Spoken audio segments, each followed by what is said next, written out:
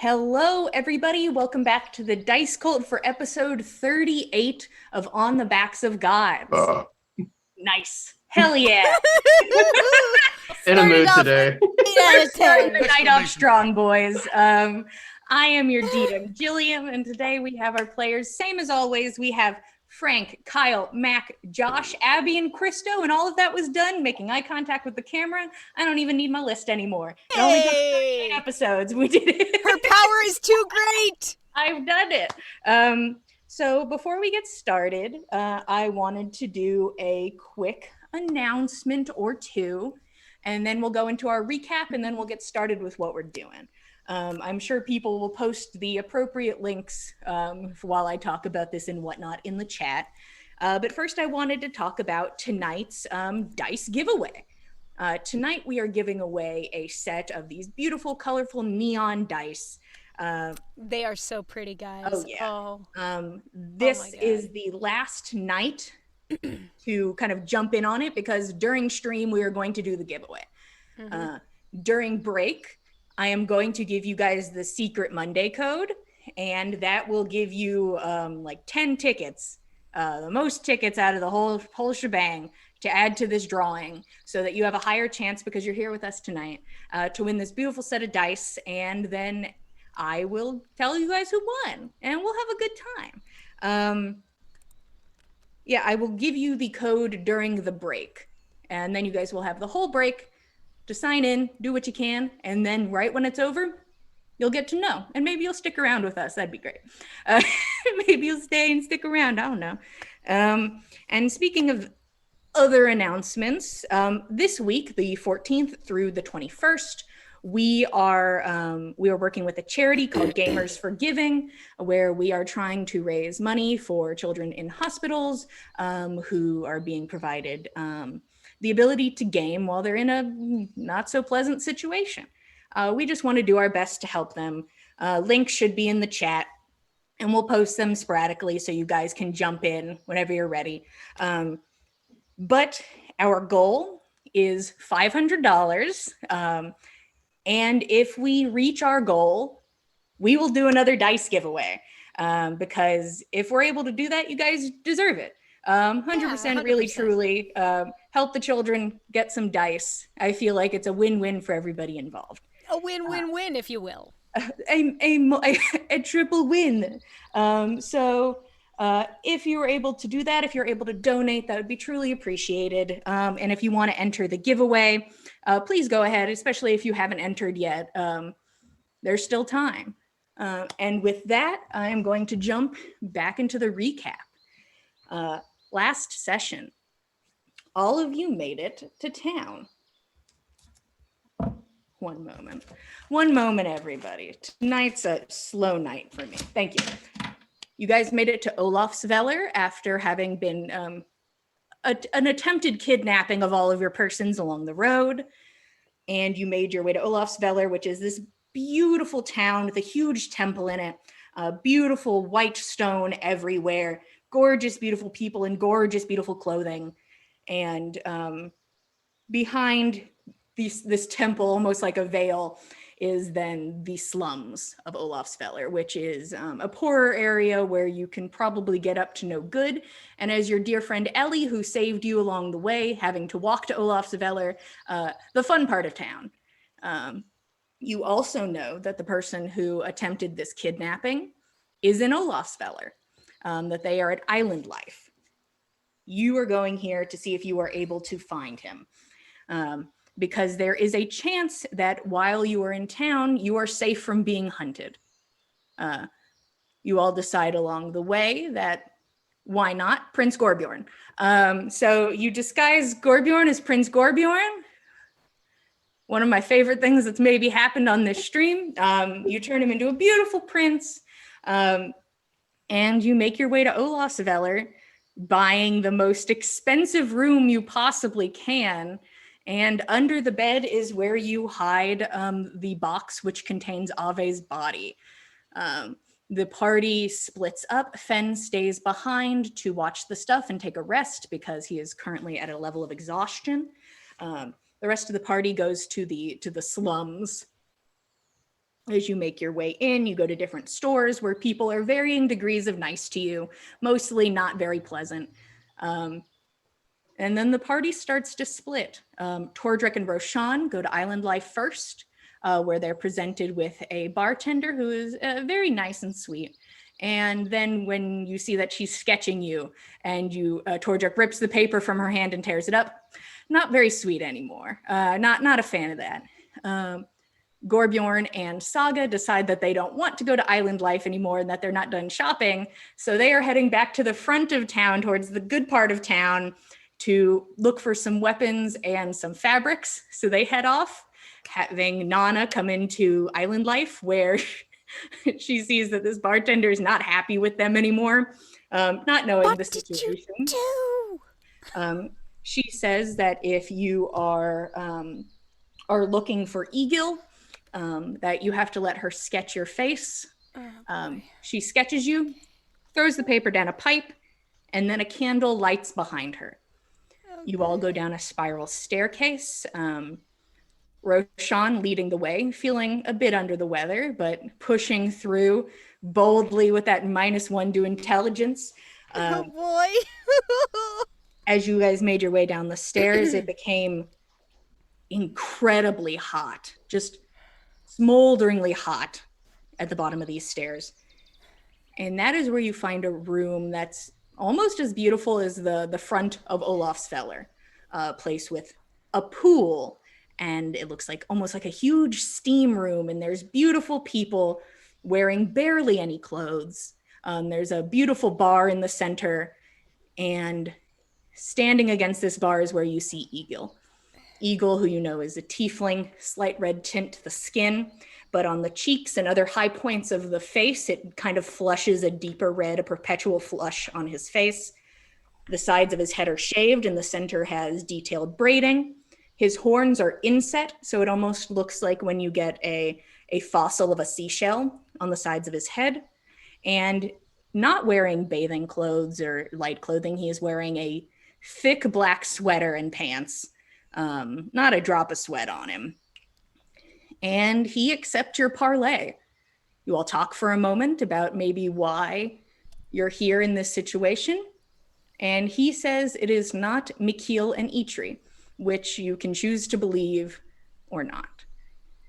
During this time, somebody stands up from his party, angry that he is not cashing in on the 30,000 gold standing in front of him. To which he says they should settle it like gentlemen, and Egill repeatedly stabs this man until he is dead on the floor. And that is where we left off, is with the party looking at Egill as he watches the man in front of him drop. And Egill just you hear him sigh. Damn it. In the silence that follows, I think Roshan has finished his drink and is just slurping the bottom. He's crunching the crunch of sugar from your crunchy mixed drink. You see Egill just sort of holding the knife to the side. He's not wiping it off anywhere yet. And he's shit, that's disappointing. Guy was good at his fucking job. He turns and he steps over him, and he looks at Roshan. And Roshan, this happened probably closest to you, about maybe 5 feet from you. And he walks over and he squeezes your shoulder. Take it easy, boy. And he goes and he walks back over to the bar, turns his back fully to the group, and grabs a washcloth and starts to clean the knife off. Tordrick will go up and order a whiskey. You pull up on one of the seats, put up a hand. Try to fit into it as best I can, naked. Tordrick realizes he left his weapon over at the pool. And, he pops down real quick and goes running over to it and grabs it and kind of walks back all strutting a bit. Did you find a towel at any point along the way? Someone gave him one. I think someone... somebody gave him a towel. Okay. Used or not used, it's always up. Dealer's choice. Yeah, he's very comfortable with water and naked, so that's... the second water is involved, naked it's fine. That's the way it's supposed to be. But you go grab your weapon. Nobody seems to make a move or stop you or be concerned. But you hop back up onto the bar and you order a whiskey, which you see somebody kind of from the far end of the bar who looks like they tried to separate themselves from the situation as much as possible. Looks over. Oh, okay, 1 second. And a woman kind of comes back over. 1 whiskey. And she starts to kind of fumble around and look for a drink. And Tordrick will turn to the rest of the group that went down here with him and motion over to get comfortable, kind of, let's kind of huddle and talk. Okay. Yeah, Roshan will move over to hear what he has to say. Egill watches you all huddle together. Take your fucking time. Just a moment. Just only a moment. It's okay. I have somebody I have to go apologize to. And he makes his way to the other side of the room. Okay. Well, I think you would have found us, even if we didn't come here. That's exactly what I'm thinking, yeah. He I- knows everything. He knows absolutely everything. He's dangerous. That narrows down the number of people who could have paid him to do this by a lot, and to a very, very worrying number of people.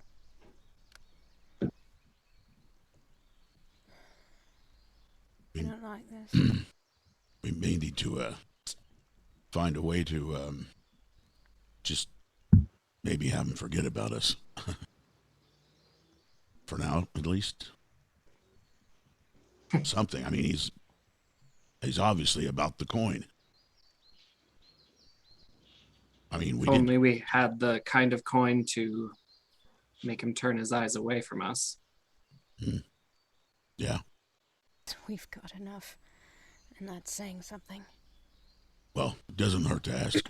See if there's something we can do, because I'm not getting a good feeling. Not at all. I need to pray. Do you think it'll be worth our while to maybe, I don't know, offer to do something for him? Is it worth getting tangled up in all that?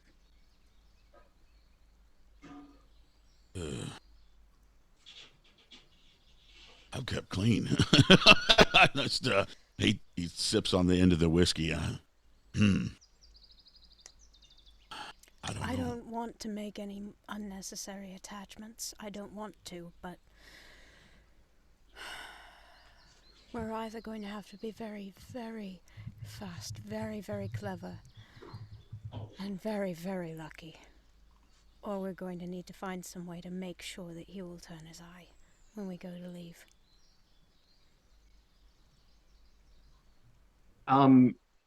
Roshan will point at Nanna and work a little spell work and just say, I don't think we should wait till the morning to leave. And cast message so that only she can hear that.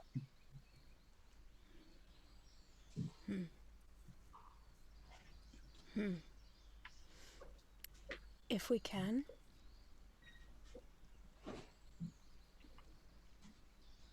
We'd have to find the others first, though. Yeah. The longer we wait to do that, I think we should move. Okay, so what do we do here and now? What do we do now? Shake hands and thank him for his hospitality. I'm going to put my armor on. Yeah. Tordrick jumps off the stool, or hops off, and goes back to the stuff that he took off to get in the pool. Egill looks over. Shit, this is why you don't let people have powwows. And he makes his way back over. You can do what you like, but I'd prefer to have a conversation first, because if I recall correctly, we left the conversation a bit uneven, with me answering 2 of your questions and you all really not answering mine, mostly with lies. And I'll know when you're lying. What questions was it again that you had for us? Easy enough. First, I'd like to introduce you to an associate. First off, poor manners on my part for not introducing her first. He turns a hand. This is Valrone. And you see a woman starts to stand up from the back of the room. beautiful and tall. Her skin color is the sky at midnight, just dark and deep, with matching hair and eyes. Her dress, almost practically the same skin tone, with very small sleevage and a small slit up the side, like a sundress. Sleevage? Small sleevage, big cleavage. You can't go like this and say small sleevage. Small sleevage. The minimum is C cup in this universe.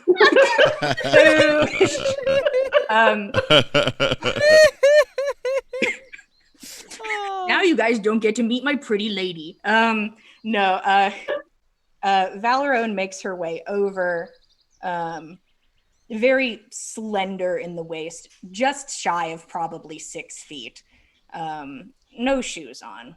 She makes her way over, and she looks at the body of Trey on the ground, and just kind of looks at it for a moment. Well, that seemed a bit unnecessary. Well, it's a pleasure to meet all of you. My name is Valerone, and you could say I'm his better half. And he smiles. That's very true. I'm very business paperwork. She's very beautiful explosives. You know, good combo. Honestly, shouldn't have started talking to you without Valerone here. Not the most talkative. Pretty to look at. And good listener. And he motions for her to take a seat at the bar, which she does. She also kind of looks over at a table at somebody, and you see like 2 men stand up, and they go and they just pick up Trey's body and they start to carry it away to a back room. Oh boy. Okay. Questions. Now, I understand it could be a bit startling, and I apologize. Certainly was not my plan to have this happen here, especially with company. So for that, you have my sincerest apology. Here's my questions.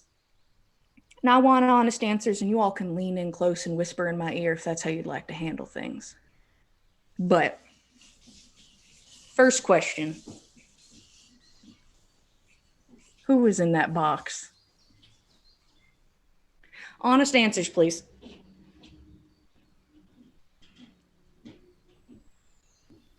Roshan looks over at Nanna, ready to answer the question, but seeing if she wants to.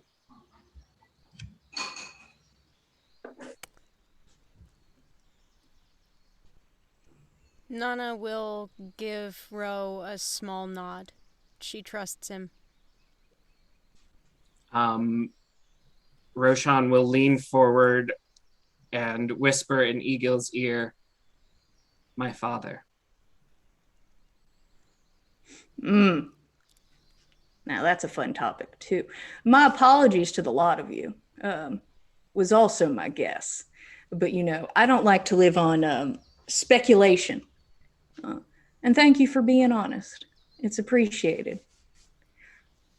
Next question, so that we're even, and then you are welcome to lob one at me. How many of my men are dead in the road?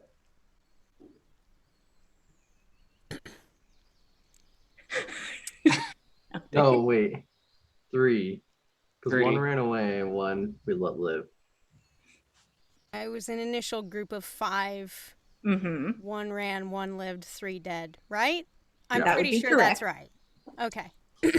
Someone blinded me. I don't know. George says, blurts it out. Just. Oh, my apologies about that. So somebody who was able to see, what was my number? There were 3 of them.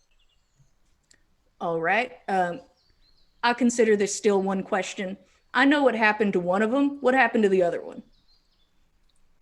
They both ran west. Not one of them had a horse, so must have circled back around to the east to beat us here. Roll deception. That's not the truth? No, they went opposite directions. Oh. If you wanted to tell the truth, you're fine too. Yes, I was going to tell the truth. I just thought they both... Like, shit. We're taking hits for this random guy. Oh boy. Nah, Ramus man. He in ran our back hearts. the other way. Nah, he ain't do nothing for us. Liar! Stab, stab, stab. Don't do it. Everyone gets stabbed. Oh no. Everybody gets stabbed. I feel like there's something you should know between friends. Of course. The one named Churm had the wonderful idea to sell us to another. You can see that Egill has had this like pretty plastered on smug smile for most of this conversation. And that drops. Huh. Any idea who? I don't know. But it seems the rest of the crew agreed and thought it was a great idea, hailing Churm as some kind of mastermind. Shit. Well, that changes some things, doesn't it? See, you can take this how you will. What I do is legal. It is definitely on the outskirts, and it is definitely twist and rears around and whatnot, but it's legal. Now, what wouldn't be legal is selling to who these people used to sell to. Sex slavery. Yeah, basically that. That was kind of their bread and butter.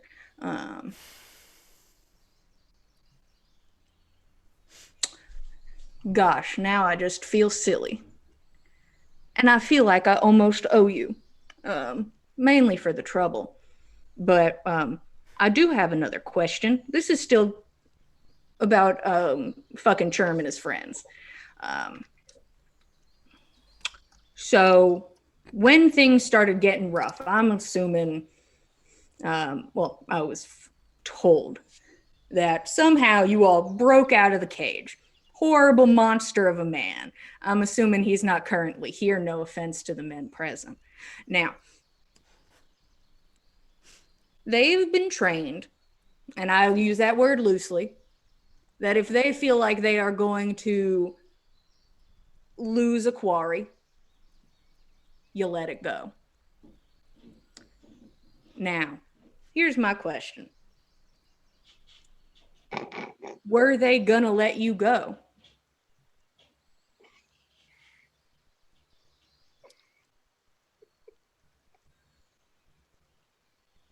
It's not that they were going to let us go. It's that we weren't going to let them go until we blew off a little steam.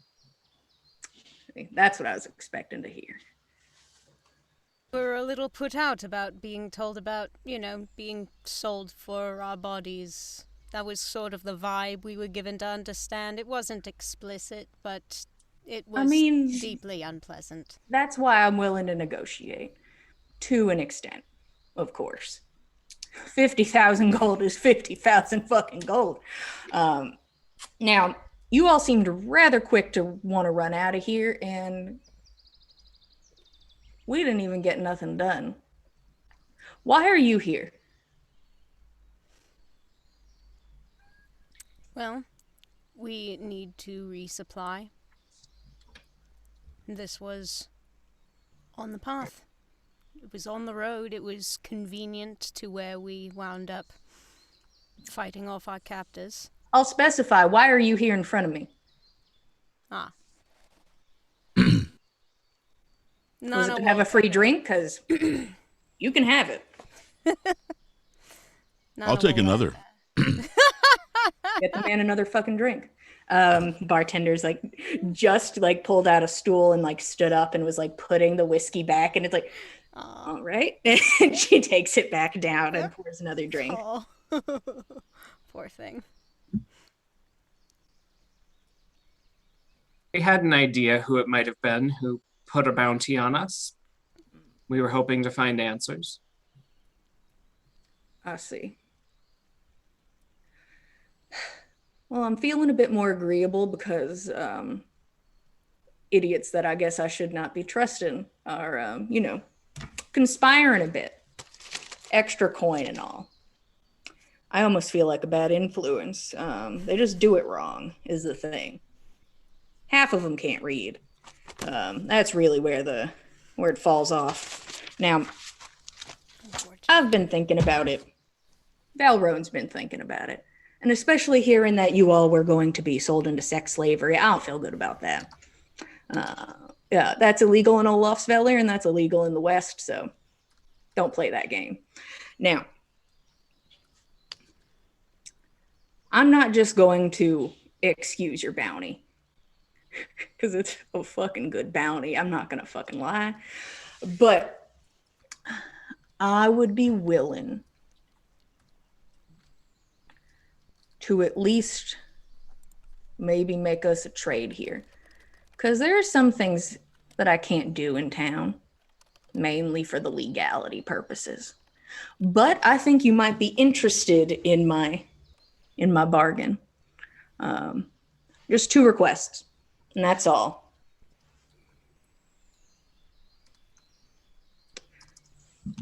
Happy to listen. If you're not willing to excuse our bounty on behalf of your request, what do we get out of it? I will excuse most of the bounty because I got to buy a new cart. So basically, I'm just going to need the money to get myself back where I was. So that's going to be pretty easy. And I'll also give you a longer deadline on that because I'm understanding. I'll give you time. And I know where to find you. So I will be willing to cut the bounty down incredibly massively.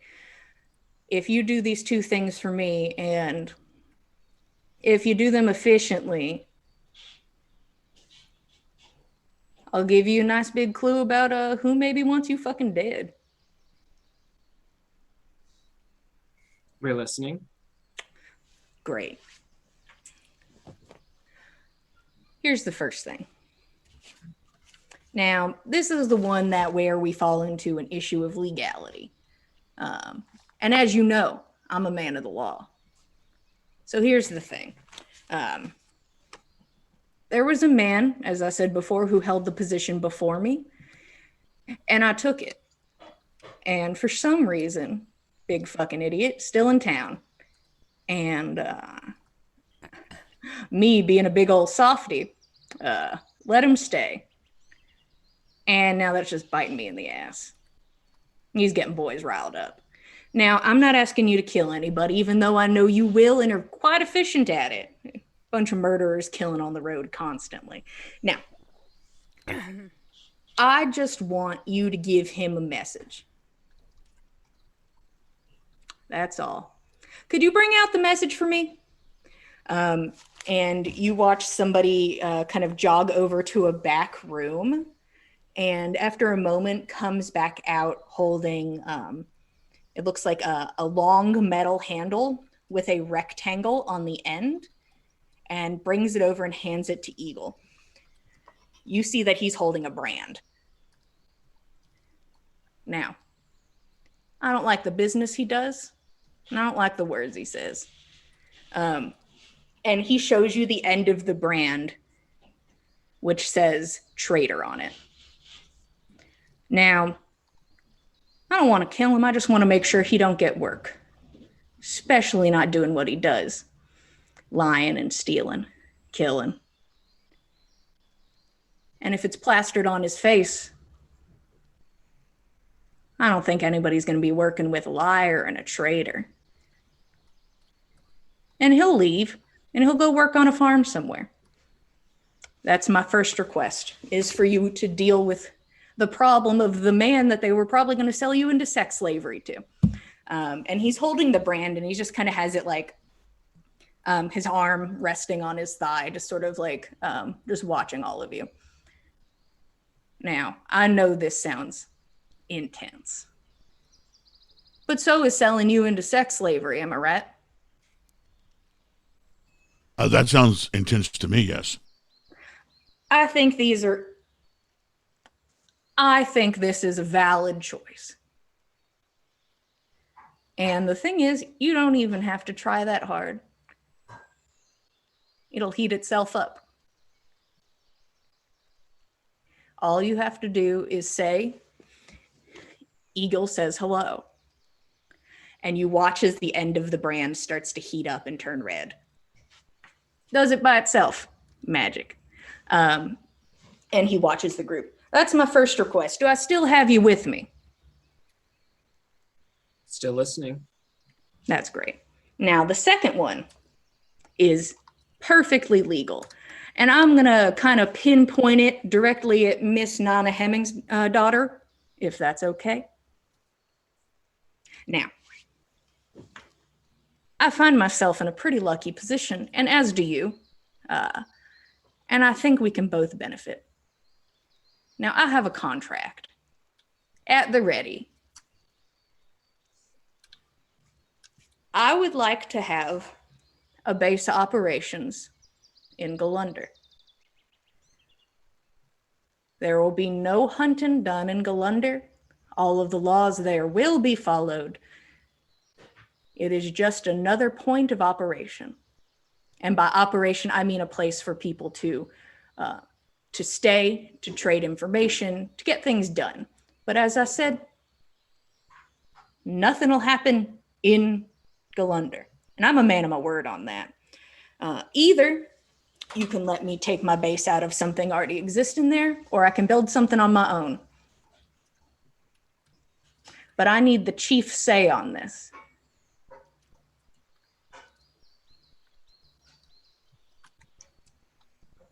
And currently, I don't know who that fucking is.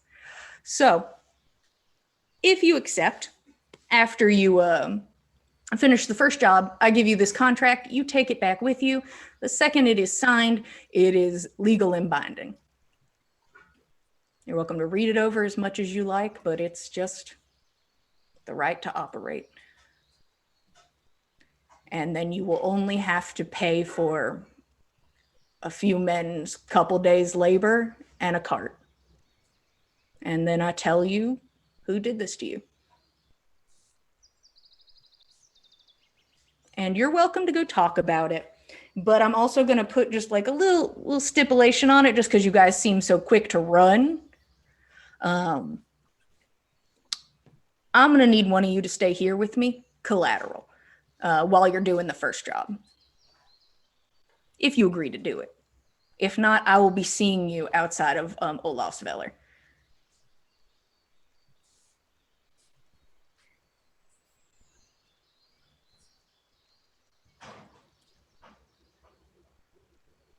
Give us just a moment, if you would, please. Let us see what it is we want to do. Understood. And he takes a look at Roshan. Also, if you end up staying, I know something that can fix that. And he just kind of motions to your face. He just sort of motions at your face. Just all of that. Just I got something that can help you. And he goes over and he sits next to Valrone. And when you look at her, you realize that she isn't sitting on one of the bar stools. She's sitting casually next to one in the air, supported by multiple like spectral hands that are just supporting different parts of her body, just next to the stools. So from an angle, it looks like she's on one of them, but she is certainly not sitting on them. And he goes over and sits next to her. He leaves the brand sitting on the bar in front of you. Okay. All right. So how do we want to do this? Also, you guys don't have to whisper. I'll just assume you are. I won't be like, I can hear you over here. No. So you guys can talk normal-ish. And I heard cool. I won't hear you. God dang it. I don't think we're getting out of town safely especially with that magical explosives expert, without doing as he asks.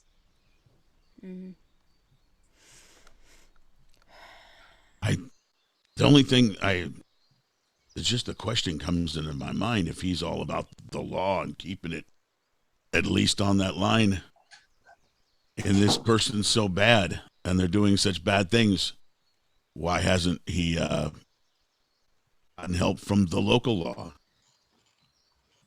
I mean, is that person really that bad, or is he just trying to one up him and get him out? That's the only question I have. It's a frightening thing to think of doing.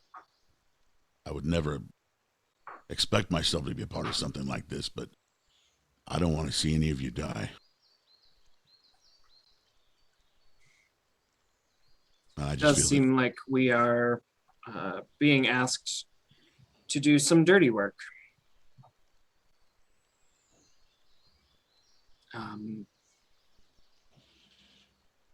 I have the same question. Who are we to raise judgment on someone we don't know? But I don't take Egill for a lying man. Seems committed to being a reputable businessman.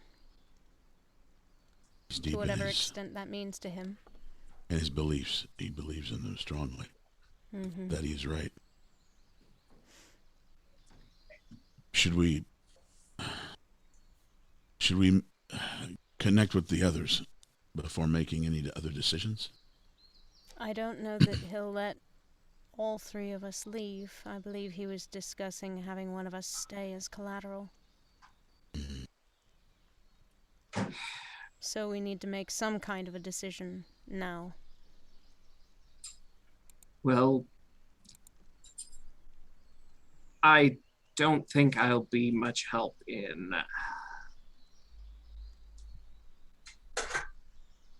a non-social situation, and what you're going to have to do is most certainly not a social situation. And I don't think I'll be harmed if I stay here. Okay. Do you feel comfortable taking that risk? I haven't felt comfortable in like a week. But it's something that it doesn't scare me right now. Okay. All right. Tordrick and I can go and meet up with the others then. Tordrick will go hug Ro and say a prayer for him in his ear so he can hear it too. Nanna will go up in there, join the hug fest, because... You see Eggill's now just fully watching across the bar, like, taps the bar, and the bartender goes over and gives him a drink. I think I'm picking up on the vibe, and he knocks the shot back. We'll find you some pool clothes. We haven't agreed to anything other than that I'll stay while they go talk to our companions. Understood. That puts me in a little bit of a pickle. Should I give you the brand now or wait for you to come get it? We'll come back. I'd hate for you to have it and, not use it. We'll come back and get it. Appreciated. So I'll hold on to that, and your dear friend Roshan, you have my word, he will be treated with the utmost respect, and you see what happens to people who do disrespect to my guest in my home. Yes, very demonstrative. Is there anything else? I will also be telling you this person's name after you agree to the job. That's fair. And half the reason for the collateral, I'm not saying I'm spying on your conversation at all, but I think it's pretty apparent the thought of lawmen. We don't do that here. We don't deal with them. Separate entity. If I find out you talk to them, it doesn't become me not hunting you in town. It becomes me surviving in town. And that's a different story. Is that understood? Very well. The two of you are free to leave.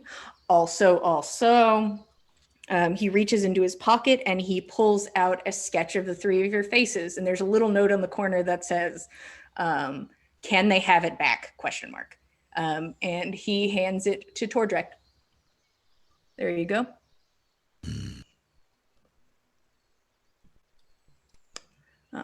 You are welcome to leave and come back at any time.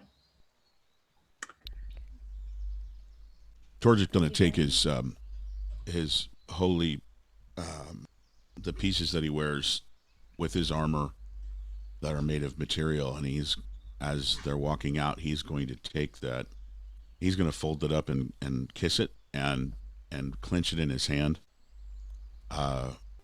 He feels that's the right thing to do right now as they leave. Okay. See you later. Thank you very much. Of course. He watches the two of you leave the room, and he looks over at Roshan. Now, I have a quick question for you, and I'm sure I'm going to have plenty of questions. First question is, would you like me to help you with your current problem?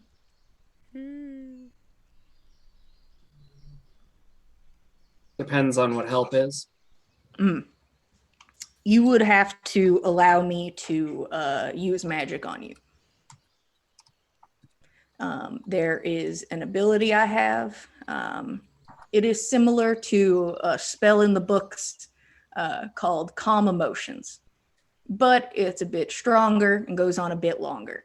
And the tenseness of your shoulders is gonna kill my vibe. This will not take away any initiative from you. It just will make you stop being so fucking uptight.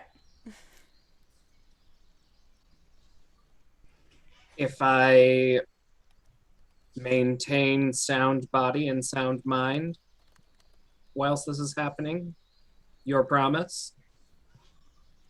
Why not? Of course. You have my word. My word is my bond, and my bond is the only reason I have this fucking magic in the first place. And he places a hand on your shoulder and he squeezes again. And it is just a warmth that radiates in this still already incredibly hot room. And it's almost like hot stones on the back where the tenseness of your shoulders and your spine start to relax. And everything seems quieter. And you realize that your mind has been just screaming. That you have been just sitting with these screaming thoughts in your head for need. And they dissipate. Now, don't get too excited. This doesn't last super duper long. It's not like you're going to stumble out of town, fixer-upper. But at least while you are here in my home, you will be comfortable. None of the effects you have acquired so far from withdrawal go away. It's just that physically and mentally you are relaxed. I think he will obviously physically relax and maybe smile a little bit and say, maybe one of those special drinks? Perfect. They actually figured out a way to not make them as crunchy down here. I cannot convince her to just heat something fucking up on a stove to save my goddamn life. But, you know, customers love her. And he kind of motions over to the barkeep who starts to make you a drink. And he smiles and he's like, now, I think you and I can have a couple conversations off the books. And that is where we're going to cut over to team going shopping. Of course. Just so everybody knows, currently Fen is team, boy, I'm so tired. Please just let me sleep in the inn. And that's where he is currently. But how many hours is he into his 4 hours of meditation rest? Not at 4. Gosh, dang it. Certainly not at 4 yet. But he sits meditating, hoping that you guys can do something for 4 hours. He's not needed, but you never know. Meanwhile, right outside of Island Life, Nanna was abandoned by 2 of the people who were like, you know what I'd prefer to do? Anything but this, probably. Thanks, team. They Love make you their guys. way No problem. back towards the front of town. You guys are heading towards where the fabric shop and the smithy are supposed to be. Okay. You make your way there. Prince Gorbjorn and Saga return to the nice part of town. It's the stark contrast is almost like if you were on a stage in a theater and the curtains were closed behind you, and then you step through the curtains and then you get to the backstage where you just can see everything, where it's like, oh God, what happened to the nice floor and the pretty walls? That's basically what this town is like, is constantly stepping in and out of this curtain. You get to the front, and if there's nothing that you guys wanted to do prior, you were told where this weapon shop is, and you can find the shop called Edge of Inspired. Beautiful shop, not incredibly big.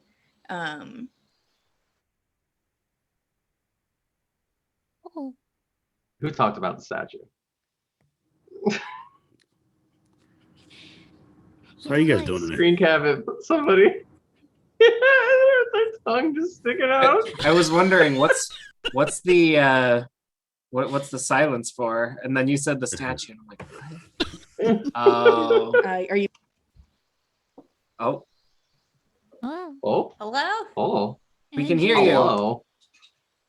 I can't hear anyone, but that's okay. We're at the shop. We're having a good time. Everybody's like, wow, look at this cool shop. Wow, look at this cool shop. Wow. Hey, I can hear you guys. Can you guys hear me?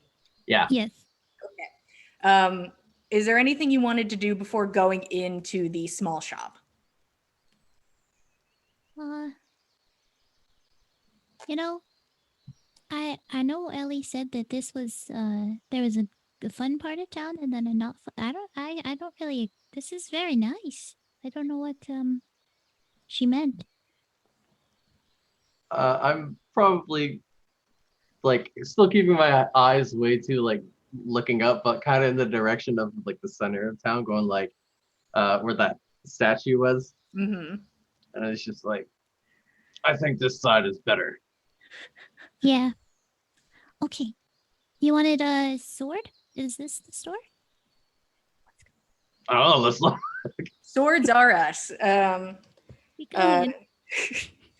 You guys head into Edge of Inspired, where you see kind of an very well dressed, but like an older man. He looks like he's one of those old men that look like really frail in like the face and a bit into the neck.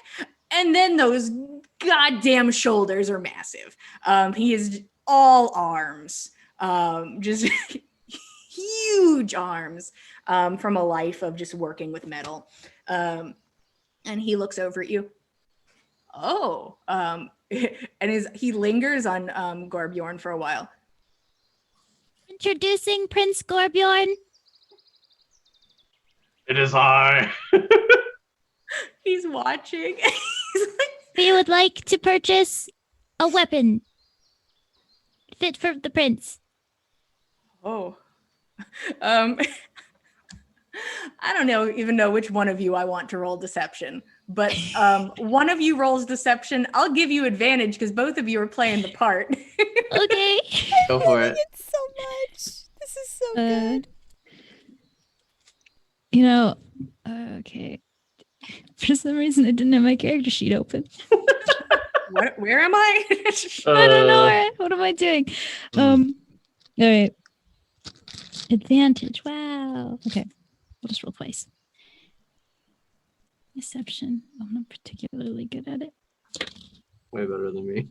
It's a little better.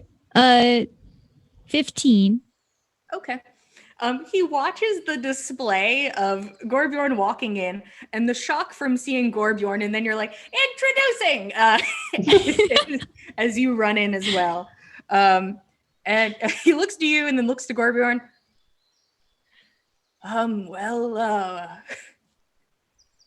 Of course, if his princeliness would like a weapon, we have some. Not as stocked as I'd like to be. I mean, lucky for me, I had somebody come in and buy a whole bundle. But I'm sure I have something that the prince will love. And seeing as he is of Orcish heritage, I'm sure he would understand that these are top tier weapons that I have here. Is there anything in particular you are looking for, Prince Gorbjorn? I'm going to take out Lockpick, my great axe, and put it on the table. And he's like, this, but better.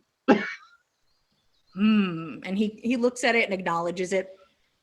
I see. How do you feel about big sword? It's like that, but just more crunched together and longer. Oh, like this. Yeah. I have some great swords. It seems they were not as interested in those. Some people can't handle them. And he puts up his arms and just the huge muscles. But I can see that maybe would be perfect for you, yes? Yes, and then I'm gonna like start flexing with him as he's flexing off. Just you both start flexing. Saga's like, yeah, me too. Like a noodle. Yeah. All right. Let me show you the good things I have, because a lot of the stuff here, it's good. Everything here is good quality, but some of the stuff is extra special. He walks you around, and Saga, while he's kind of showing Gorbjorn things, could you roll perception for me? I'll give you advantage because it's a small shop and this item might stand out. Well, I'm probably looking around for anything shiny or interesting. So Yeah. if it's one of those. If it's shiny and or interesting, count me in.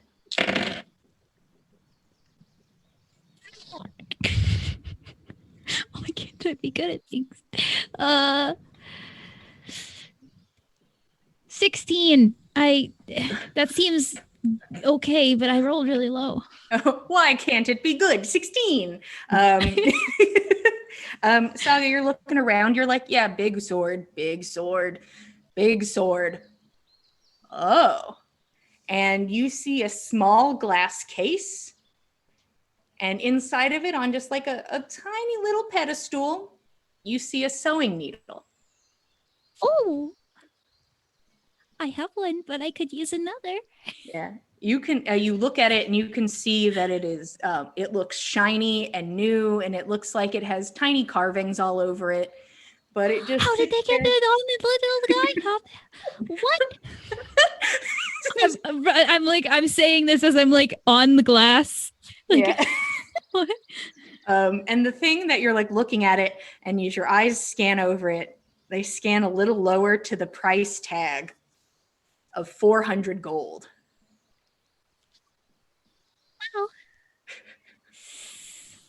Wow. Do they take copper? Saga starts looking at her bag of copper like, oh God, it's so much copper. Gorbjorn, while Saga has her face smashed against the little glass casing of the very expensive needle, he shows you around. Okay, I have a few things that for a discerning swordsman as yourself might be very interested in. Because I'm assuming you're interested in something a little, like that. It's like When he does that, I want like my pecs to go whoop whoop. exactly like that, but metal. He brings you over to a sword that you can see has like very jagged lines carved into it, almost like almost the visage of the sword cracking, but you know that the metal isn't cracked in any way. And it is also a thick metal. Like, if you just kind of turned it to the side, it could just more for the bonk than the slice if need be, is definitely the vibe of this thing. Now, this is what I referred to as the Shatterer. Now, it can kill a person well and good, as a good sword must sometimes. But also, it's made for the inanimate. So if you happen to see, let's say there's a door and you don't want that door to be there anymore, this sword's going to get rid of that door. I don't like doors. I had a feeling. If there's something inanimate like a wall or a cart or anything that's not made of fleshy bits, this thing's got it covered. It'll just turn it to dust. And if that isn't exactly your cup of tea, follow me over here. These are my two big hitters. I have a lot of smaller things in stock, but you look like you want something bigger. Now, he goes over to a mace that hangs on the wall. Now, I don't know if this is your cup of tea, but I'm a fan personally. And you can see on the handle, there is a visage of what you believe to be the Valley of Odin carved onto it in like a more beautiful sort of just like silhouette of the mountain sort of deal. Now, this one has some intense magic put into it. Now, both of these weapons pack a bigger punch than your normal weapon would. But this one is made for killing abominations. Things that come from the valley, horrible monstrosities. It's almost like the sword wants you to kill them, or the mace, my bad. Sword's over there.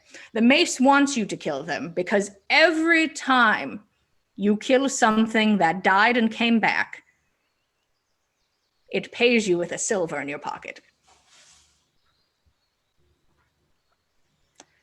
Now, I don't know which one suits your fancy more. It is certainly more expensive, and he points out the price tags. The Shatterer is 500 gold, and the which you see is called the Bone Counter is 1,000 gold. Holy shit! Now, once again, I always accept if you have trades. Being a prince yourself, maybe you're not carrying around 1,000 gold. Always understandable. But if any of that works for you, and he looks over at Saga, are you interested in the needle? What's the... yeah. One second, I'll let you mull it over. And he makes his way over to Saga. Now, what you are looking at is the Needle of Mending. Now, let me show you how it works. And he picks the case up off of it and puts it to the side, and he picks up the little needle. First off, needle. Use it for sewing. Very good at sewing and being adequate at that. Of course. Also, there is a magic inside of it that lets you mend magically. Okay. And if you say some particular words at it, and he says, it's knitting time. And you watch as the needle turns into an intricate dagger in his hand. Whoa! That's intense! Why would you need that? Just in case somebody's threatening your sewing, I guess. Get away from my knitting. Yeah, there was a person who requested this, and then they never came and they picked it up. But it's a needle that turns into a dagger, and it can also cast a spell that is called mending. Oh, And then you could just my. be like, knitting done, and then it turns back into a little needle. I'm sure you could probably come up with new words, but Okay, yeah. That the one makes original sense. owner went with knitting time. Huh. Wow. I gotta admit, I mean, I can't, I do have a needle that can sew, and I mean, I can do the mending thing, but I can't turn things into daggers. That's new. That one's interesting. It is pretty new and pretty interesting. Yeah. But I mean, since I can do the other two things, would that be very useful? I mean, it's kind of useless if I can do the other ones. I suppose it is. There Yeah. are some ways that this could be considered maybe a way for a bit of subterfuge. Who's going to take a little needle out of your pocket, perhaps? Or, You know, if I can do those things, maybe you should try harder next time you make one. he kind of like, he like looks at you, and it's not a look of an like offense in any form or fashion. He's taking it like as like very important critique. You're right. Mm-hmm. I should come up with a different type of needle turn into weapon sort of deal. Yeah. Because, I mean, I'm not that powerful, but I can do those. Now, do you have to be holding the needle to make it expand? You just yell. You're just like, "Hey, hold this. Can you thread the needle?" And somebody's just holding it here, and you're just like, "Knitting time!" It just turns into a dagger. Oh, that'd be so good. Intense. I imagine like putting like I don't know, like into like a I don't know, like if you make someone A eat shoe it, or and then something. just, I don't like, know. You put Yeah, it in somebody's cake. put it in a they take a bite. sandwich. Knitting time. No! That's some pretty good things. That's Can an it? assassin sandwich. Well, I'm sorry that the Saswich. the a sass sandwich. Assassin. I'm sorry the needle doesn't work for you, but I will certainly try harder, hoping for your return. Oh. Well, so, like, if like somebody's, so there was this thing that happened to us the other day where like somebody wasn't able to like talk. So then if I could talk and somebody else couldn't talk, and I said, it's knitting time, would it like, or do I have to hold it? Well, I've always done it that you have to hold it, but if you gave me extra coin and a little bit of time, I'm sure I could fix it up. Maybe give it a little radius.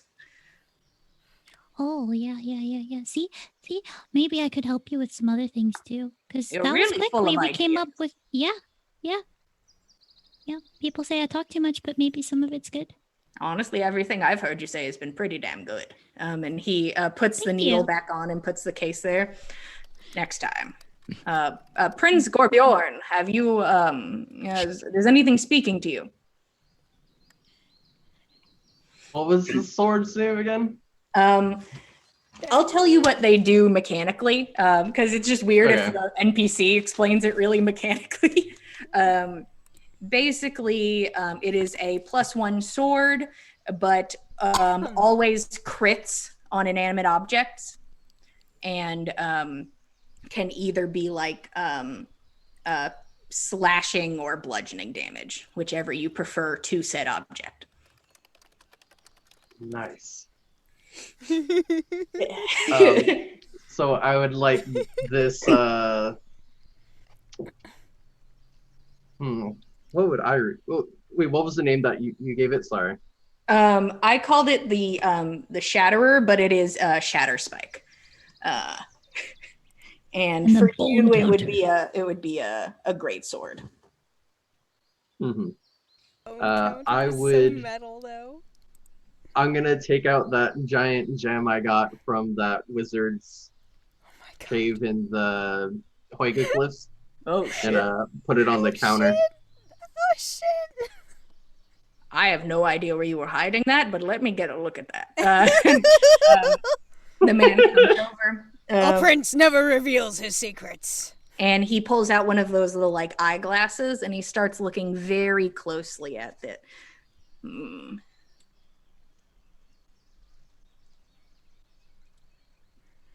Shit.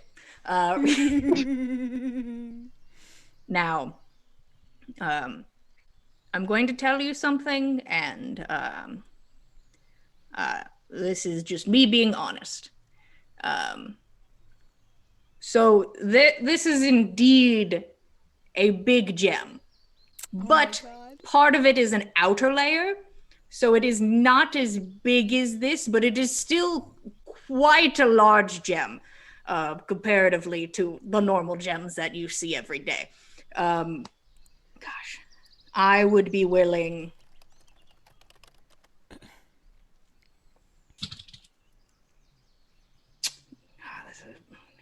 It has a bit of damage at the top, like it was attached to something. But I would be willing to take $250 off of something.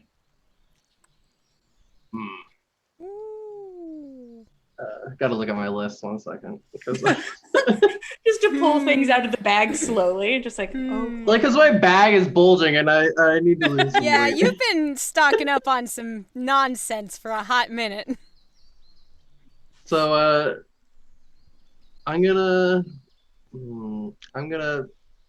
put down the golden manhole and see how he feels about that as well. Can turn into shield. That would my be God. a beautiful shield. Look at all these beautiful ladies. And he's like looking at it. 1 second, and you watch as he looks like he's like touching at the metal and testing it, and he's like, that's solid gold. Oh my God. What were you interested in buying from me today, sir? Just going to like reach out and almost grab this sword.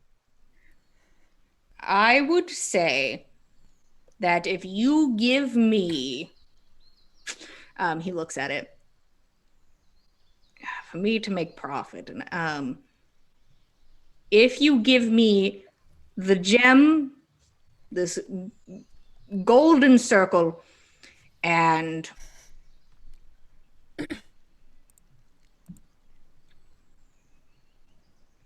$80 gold, you can have the sword. Wow. Oh my God. Oh my God, amazing. I'm going to take the manhole back because I like the pretty ladies, and As we all I'm just do. going to pay the rest with gold. I'm just Okay. going to pay the rest with gold, so it's minus 250 from 400, right? Yes. From 500. The needle is 400. 500. Oh, gotcha. So that's just 250 gold. Yeah.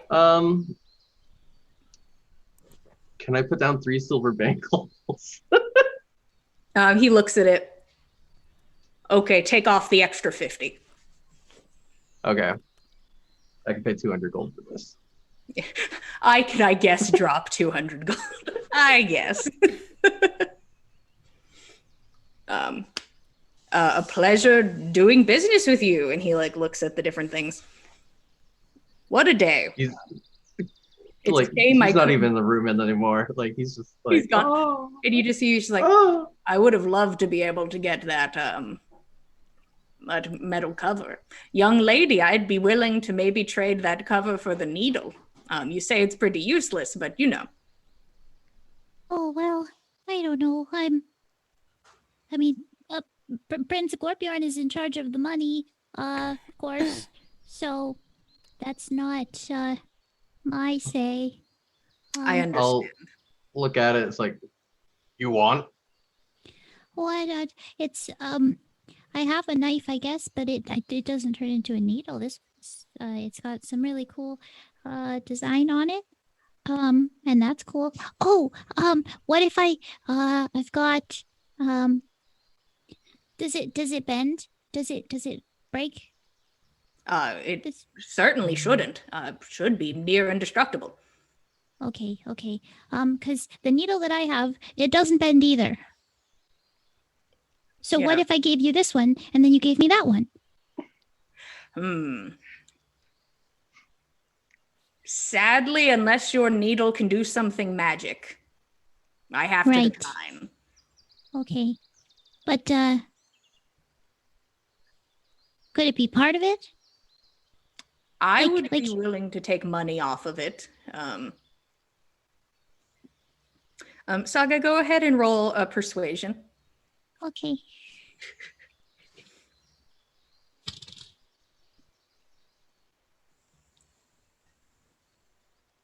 $16 again. Okay. So currently it is 400 gold. Mhm. I would be willing to take 10 gold off of that if you include the needle. Oh, that's not that many. Yeah, I mean, a lot for a needle. I've never. I just found that one. I didn't buy it. Understood. Listen, you come back later, not like tomorrow or anything, and maybe I'll be able to make something better for you. Really? Oh, that would be wonderful. Yeah, give me like a month, Okay. and I'll Probably figure be able something to. out. I really believe in you. I think that you have the potential. I think you just really need to set your mind to it. I truly appreciate that. I think I have lost that spark, you know? Yeah. It happens to the best of us, but now's your chance. Thank you. I Pat will. him on the shoulder. I'll make something amazing. You two have a great day. Enjoy your purchase. Blessings of Lady Satyr to you, by the way. And to you as well. Oh, thank you. Do you know? Do you know the lady? Of I know course. some ladies, so it's possible. I'll pull out a necklace and hand it to him. Oh wow. All right. Bye-bye. Good. Have a good day. Both of you, kind of giddy, leave the store. Gorbjorn with a new purchase. Yes, Gorbjorn. Before leaving, I'm going to like awkwardly try to like shove the manhole back into like my already stuffed bag of gold and be like, Oh, you got magic bag by chance? Oh. Like, Oh, you're interested in a magic bag. Maybe we can talk. And that is where we are going to take our break today. Oh, now, I'm going to boy. be real quick to try to give out this information because you guys have now about 16 minutes left before the drawing is over. I am now going to give you the Secret Monday code. Ooh, Secret Monday code. Secret Y'all Monday ready? code, you just have to go to the link. You tap it in. It is all caps, one word, wild magic. Ooh, did y'all get that? The code word is wild magic. It's in all caps, no spaces. All caps, no spaces, no punctuation. So go over, sign up, and at 9:30 we'll be doing the code. We are about to go take a 10-minute break. Please head over, sign up, and if you haven't yet, get all the tickets you can, and we'll see you guys in 10 minutes. Wild magic. Wild magic. Woo! Wild. Wild magic. Wild magic. Wild magic.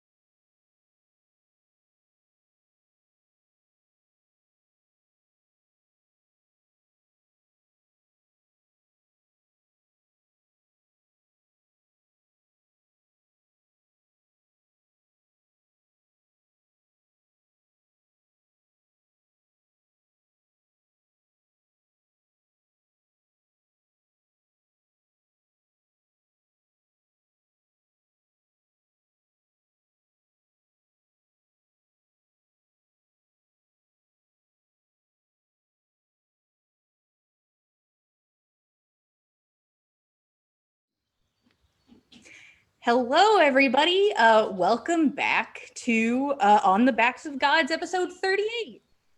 Uh-oh. I hear myself. I hear you secondly as well. Get out How of is this here, happening? other Jillian. I don't have time for that. She seems to have shut up. That's great. She needs to get out of here. I just wanted to say again, thank you guys all for being here. I'm going to do my announcements again because there's still a few minutes left on the dice giveaway. So I'm going to give the code one more time because you guys are here. And if you just got here, you deserve it. Yeah. Even if you just popped up right now, you deserve it. Right. The code for the dice giveaway tonight is all caps, one word, wild magic. Wild magic. So you still have 5 minutes to go over there and sign in to get more tickets in under your name to possibly win the beautiful set of wild magic dice, which I was refraining from calling them that, so you guys couldn't guess my secret code. But we have that, and we also, goodness, thank you for the donations towards Gamers for Giving. It's really appreciated. Honestly shocked and very excited as we move very, very quickly closer to reaching our $500 goal. Woohoo! The second we reach our $500 goal, we will also be giving away, not tonight, don't get too excited, but we will be giving away another set of dice in a free giveaway. So the second we hit 500, bam, more dice. And and if we keep going higher than that, I guess we have to make more milestones, which I'm fine doing. Happy to make more milestones. I just keep looking back over at the counter. 4 minutes, code, wild magic, all caps, one word. Yeah. I'm all flustered. I'm excited. Okay. I can't focus on this many things at the same time because there is still 4 minutes left. I'm going to just continue forward. And at 9:30, we'll see who gets this beautiful set of dice. And you will receive an email of some sort, and we will get your information, and you will be sent a beautiful set of dice made by Dragon Ink Dice. Loyal fan of the show, and somebody who's also in one of our shows on the weekend. So really good friend, amazing dice. Happy to give it to you guys. Truly excited to do this. Still blown away by donations for Gamers for Giving. As you can see, I'm frazzled. But we're going to jump back into things for a couple minutes because I know that Saga came back to the front of town because she wants to go to the fabric store. So we're going to stop by Joanne's real quick, and then we will get back to the giveaway, and then we'll see what happens. Joanne's, where all your dreams come true. Gorbjorn, you struggled to put all your stuff back into your bag, and you look at him and ask him if he has a bag. And he looks at you and he raises an eyebrow. Well, I might have something. I have to say it's quite pricey. But I would be willing to possibly negotiate because you have some pretty interesting things. Don't mind me, I'm typing things into the internet. The internet of my brain. Okay. So if you're interested, let me show you what I have. And the man walks back, and he has to turn sideways to go through the door to get to the back room because his arms are just so massive. And he comes back with a beautifully crafted leather backpack, multiple compartments upon it. And a place to, it looks like, where you could attach weapons and multiple pockets, places to maybe put your sleeping bag. And he comes out and he places it on the table. This is the handy haversack. Ooh. So, I'm not going to say I made this because I'm not a leatherman. I'm no tanner. But I have it on good authority that it's quite a useful thing to maybe help you carry all of your gold. He opens the top pocket. Go ahead and place your weapon inside. And it's just a magic trick where Gorbjorn screams the whole time. Oh, look at this Gorbjorn. Yeah. Oh my god. Now, this is a bit pricey. The cost I'd put on it is about 2,000 gold. But I think we can possibly negotiate. You have some interesting items about you. And who knows, we might be able to get it down. I said I'd be willing to do about 400 for the gold cover. Anything else, if you're still interested? I'm going to take off a pearl necklace and put it down. All right. I have to start doing math. How dare you? So we're going to minus. I already got math going, so it's 400. Oh, thank plus God. whatever Oh, okay. Christo understands, and I appreciate it. Okay, for this pearl necklace, very nice. Take off another 80. Okay. 480. I have. Let's see. I'm at 7,300 with gold right now. How about Drepa's helmet? You put the helmet down. Huh. Interesting. I've never seen one of this make before. It's a bit old, not terribly the best quality, but for the interesting nature of it, I'd take another 50 off. Still so much away. I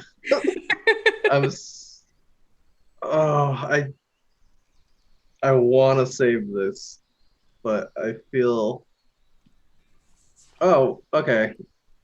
I'm gonna put one of Ragi's shackles on the counter. He looks at it.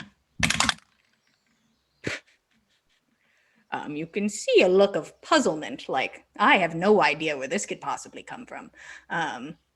He examines it. This is enchanted with some incredibly heavy magics. What did it do?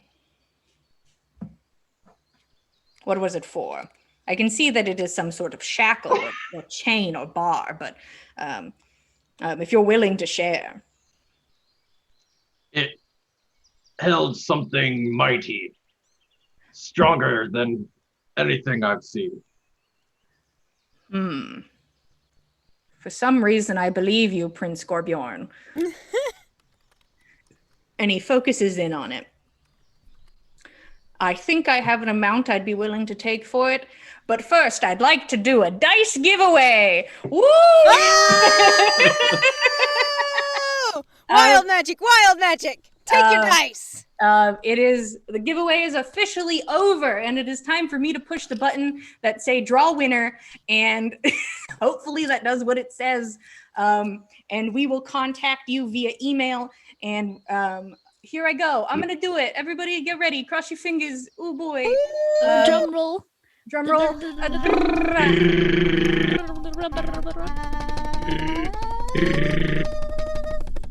Draw. We're drawing. It's going. It's loading. Ooh. Ooh.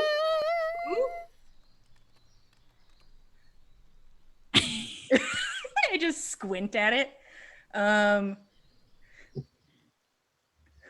Where's your people name? It's just my screen It's name. just a string of letters Bad and Loot numbers. Dude, number 62-1. I mean, hey, you won it. I'm gonna figure out how to say the name because they didn't give me like a people name that I can see. Oh no, it's not like I can't pronounce it thing. It's just that they gave me like not a name. Oh no, but, it's not words. The winner is Published Sorrow.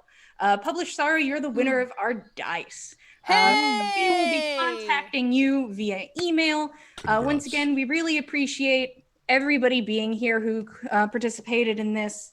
I think it was really nice to give back to the community. And speaking of giving back to the community, if anybody is also wanting to donate to Gamers for Giving, if we get to $500, we will be doing another dice giveaway very soon. So this one goes away to a lovely fan, and we would love to do it again. So good job, Published Sorrow. The random thing did it. You're in. I don't know if you're here with us in the chat or not, but hey, if you're here, how you doing? Good job for you. Huzzah! Yay. Wow, that was lovely. I was expecting to get to be like Jonathan, but that's not how it works. That's not how Somebody we do named on the internet. What if somebody named Jonathan is watching and just got really excited? Jonathan's like, Jonathan Sorry. today. Unless Published Sorrow, your name is Jonathan. Hey. We will send you an email, and we will get back to you, and we will figure out how to get those beautiful dice to your house. Yeah. Gosh, very excited. I'm just also excited that the computer things worked because, as we all know, my brain very smooth. So I'm glad it all worked out. Everybody is truly appreciated for being part of this, and thank you guys again. And now I'm going to talk about the price of these shackles. Oh boy. So, big transition back to very casual conversation.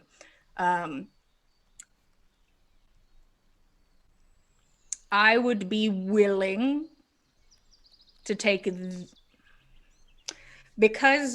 mostly because I cannot see what the item actually does, which is the rub of some of these things. I can tell just by looking at it how magically inclined it is, but there will be some work that needs doing to it, just to make sure it is still functioning and usable. But I would be willing to take the items you just presented to me and 150 gold, and you can have this handy haversack.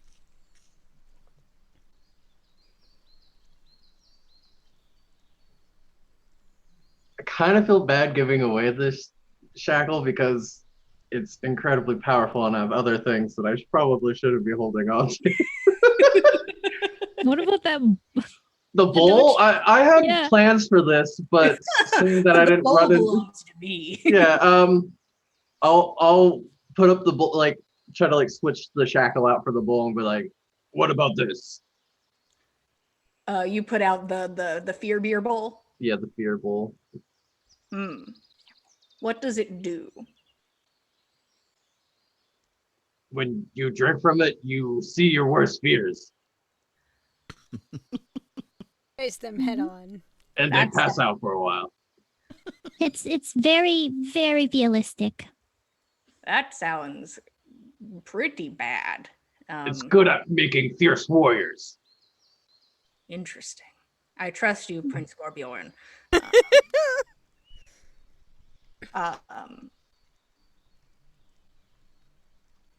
I would probably...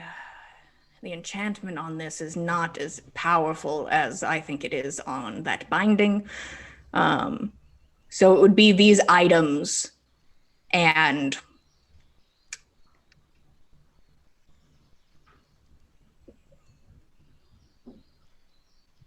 maybe around 300.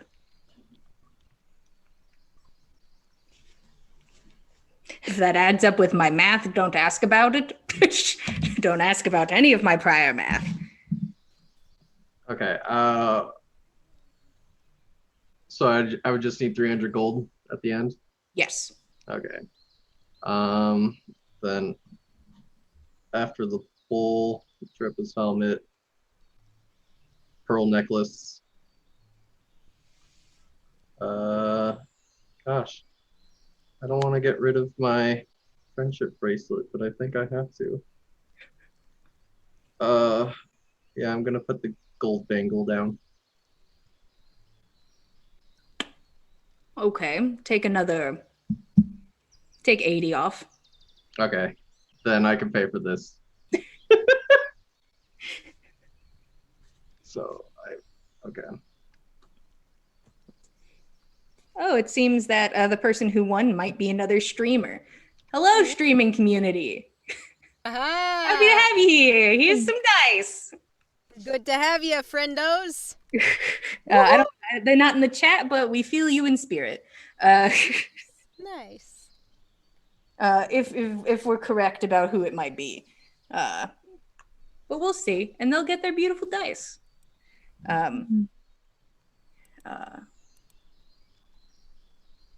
So you're handing over those items and 220 gold, yeah. Okay. He takes it. I'm sure I can make something quite interesting out of this. And he looks at the bowl. Well, Prince Gorbjorn, if you happen to acquire more gold in your travels, maybe check in on me in a month or so, and maybe this will be something interesting. Already something interesting. It's like feel like I kind of lost out on like so much. Like I don't have. I'm not jingling anymore. Gold loose change. We're doing just a nostalgic hoarder. Yeah, it's just Well, like so much later now.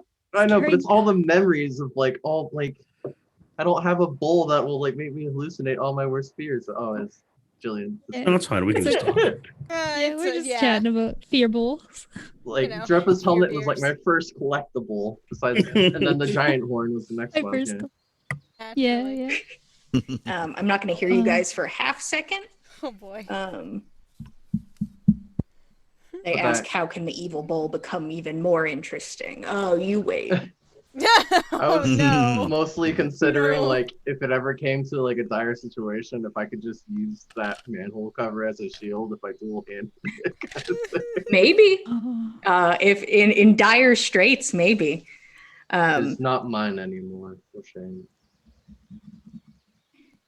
Alrighty. He thanks you for your business, and he hands you the handy haversack, which all of your stuff pretty easily goes into multiple compartments. Now, don't get too excited. There is, limited space in this weird fake space, but pretty open and available. I like whisper over to Saga like, "You think I could put Ave in here?" Oh. Look over. If you do, maybe don't let Nanna see. That might be a little difficult. Slip a huge box slowly into the handy haversack. I'd have to double check to see if that could actually fit. Oh, I was thinking like without even the box, just try to like hold just his, a like, loose just- Ave? Yeah, Yeah, that's the only way. I could decorate him with all my stuff. You walk in and they just No. have a corpse of your brother slowly just pushing him into an unending backpack. Oh hey, You how wanna did get that how one did the piece- club go? That one piece of gum that comes out in the bottom of your purse and you find it later. Like, But it's a Ave's whole hair. body. Yeah. Who knows? If you guys want to try to shove a dead man in there, you're welcome to. I mean, wouldn't he stay better than in? No, I don't know. Oh no, that's up to you guys. I'm gonna go buy some fabric. Okay. You head over and you see a young woman inside of a shop called Threads of Hynir. Oh, these must be very good threads then. All right. They don't inspire me. Oh, These threads don't inspire. You head inside and it is not like a huge color array like you see when you go to like scrap fabric places, which just have more of a weird, strange variety. These ones have a slightly more kind of a theme to them. There's a lot of blue fabrics, a lot of white fabrics, and you see spools of gold thread. Whoa. You can also see very much on display. There is not a lot of the fabric has like like object design on it. Like there's patterns and stuff on a lot of them, but the only one that has like an object pattern is it looks like a a pouring basin on a blue fabric with like golden thread interweaved into it, kind of resembling the fountain's basin. Hello, how can I help you? Hello. I'm looking for just well, you have it here, all the fabric. I like to make clothing for my. Well, this is Prince Gorbjorn, by the announcing Prince Gorbjorn. Gotta do that. So yes, we need to, of course, keep him looking his princely self. And then my dress recently got a little bit damaged. And well, probably make some stuff for anyway. Fabric, please. Well, she motions over to the blue fabrics. These ones are 3 copper a yard, and motions to the white fabrics. These are 1 silver a yard. She motions to the fancy basin one. This one is 5 gold a yard. Oh. And the gold thread itself over here on the spools is 1 gold per spool. Okay. Well, oh goodness, we tend to be bloody quite often. I don't know if the white would be a very good idea. What do you think, Gorbjorn? Probably not. Would show up. What is good natural color? What? Oh, yes. But I like this blue, and I'm like petting like some like the really soft and like silky fabric. Just like walking through the fabrics. Like I'm not even like looking, I'm just feeling everything. She seems a little uncomfortable, but she does not say anything. Well, I think that we definitely need the gold thread. I'm planning on making sort of like an embroidered. One of my friends, he kind of has like a dark look, but I think I could like spice it up with some gold or something. We have the gold thread if you're interested. Yes, definitely.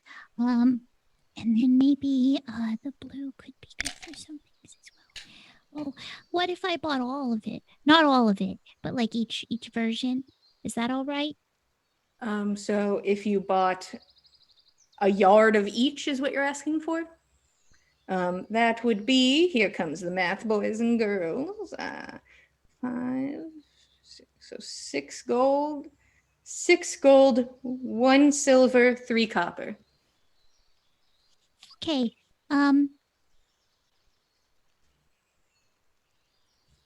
Well, this might take a while. Donk. Yeah. I put down my big bag. I think that's, yeah, I've got 319 copper pieces. So I give her 13 copper pieces. Nope. I'm going to give her 113 copper pieces. And then 5 gold, which is all the gold I have. She watches you, just like, well, happy to do business. Like she realizes you're just going to count all this, so she just turns away and starts cutting the fabrics to entertain herself for the extended period of time. But eventually, you are given all of your fabrics folded up and placed inside of like almost like a thick butcher's paper, and it is handed over to you. There you go. I hope you how enjoy. many spools of gold thread did she get? She got 1. I'll buy her another one. Okay. You drop another gold on the table. Oh, of course. And she hands you a second spool of thread. Thank you. Well, what do you want me to do you have something in mind, or just using it in general? Do you want me to like embroider like your furs maybe, or your vest? You keep ripping the vest. Did you want the sleeves on, or were those supposed to be off? Because you kept taking those off. I don't know. Long talk. Okay. Maybe later. But All right. I feel like you need more of this to add to mesh other fabrics, right? Yes. I mean, if I were to do his whole cloak, that would probably be quite a lot of thread. Yeah. Is there Yeah. anything else? How are you doing? I'm okay. That's good. Have you ever heard of Lady Seder? I don't think I have. So meanwhile, just a quick detour. Fen is still asleep. Sorry. Blood's napping. Sometimes you got to nap, and that's just how it is. It's like, this is the most peaceful I've been in a long time, and I feel Just like so something's much wrong great about that. place. So chill. We should just go shopping. It's just D&D, but only shopping episodes, where we're all just real chill and we just we do math.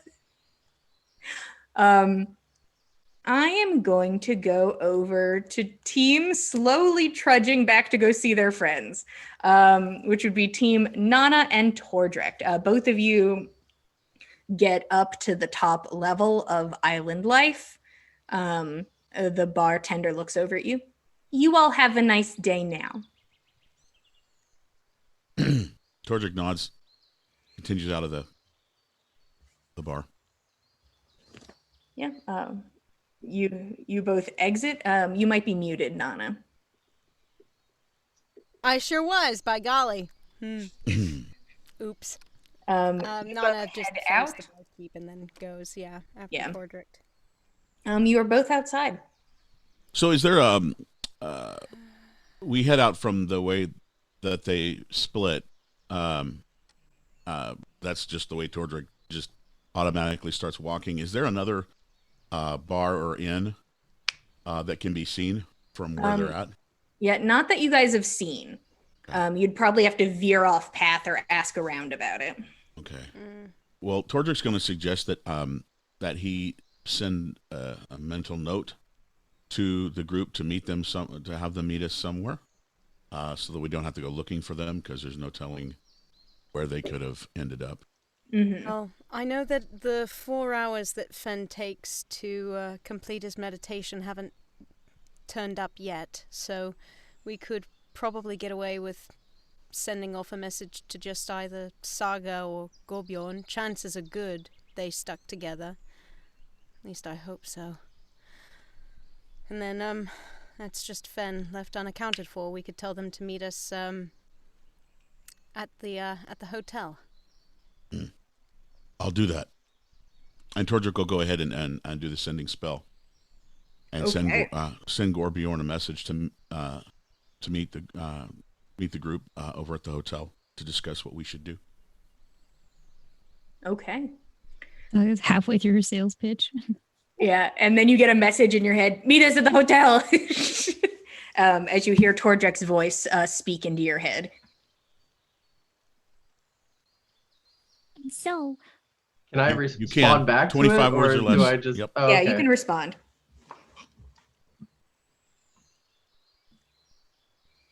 I don't know if he wants to be freaking out about the magic or that he just got a new sword. That's the problem. He'd be like, oh my god, I got a sword, and can I talk to you? And He fills up the whole 25-word count with just like ranting about the sword. Half of the words are screaming, exactly. and the other half are magic sword. Oh, my head, Tordrek starts feeling like he's got a headache out of nowhere. Oh, what happened? Are you all right, Tordrek? oh, screaming in my head. Gorbjorn, I don't know if he's in trouble or what. Something about a sword. I guess Lady we Seder better hurry. Which way? Everyone's yelling at each other. I want somewhere in the background just Saga being able to say Lady Seder in the mix of my rambling. Yeah, it's just very softly from Saga's brain. Just, Lady Seder. Tordrek starts running Scream towards so the loud in my area head. that And he left everybody at, towards the hotel. Right. He starts running. running to the hotel. Okay, Nana's trying to keep pace, which, not too hard to do. Saga and Gorbjorn, are you heading back to the hotel? Yes. Okay. You guys are closer, so you're going to get there first. I'm assuming Gorbjorn probably had the key because he is Prince Gorbjorn. Would you like to go? I should have sold the key. I could have sold. No! We have to get back in there so that we can get Fen out. He has a new sword that can open the door.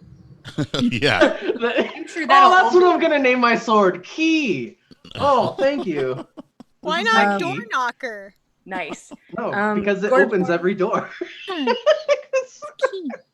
Gorbjorn, you open the door, which is instantly rewarded with the sound of 2 huge vases falling to the floor and exploding about Oh the my ground because God, the trap is still no. there because Fen is still asleep. No, we Oh, never no. told Not you. anymore. You were Oh, I was instantly going to woken the up bar. from your I was- nap, I didn't by wanna the sound go of upstairs. shattering glass. Oh, wait.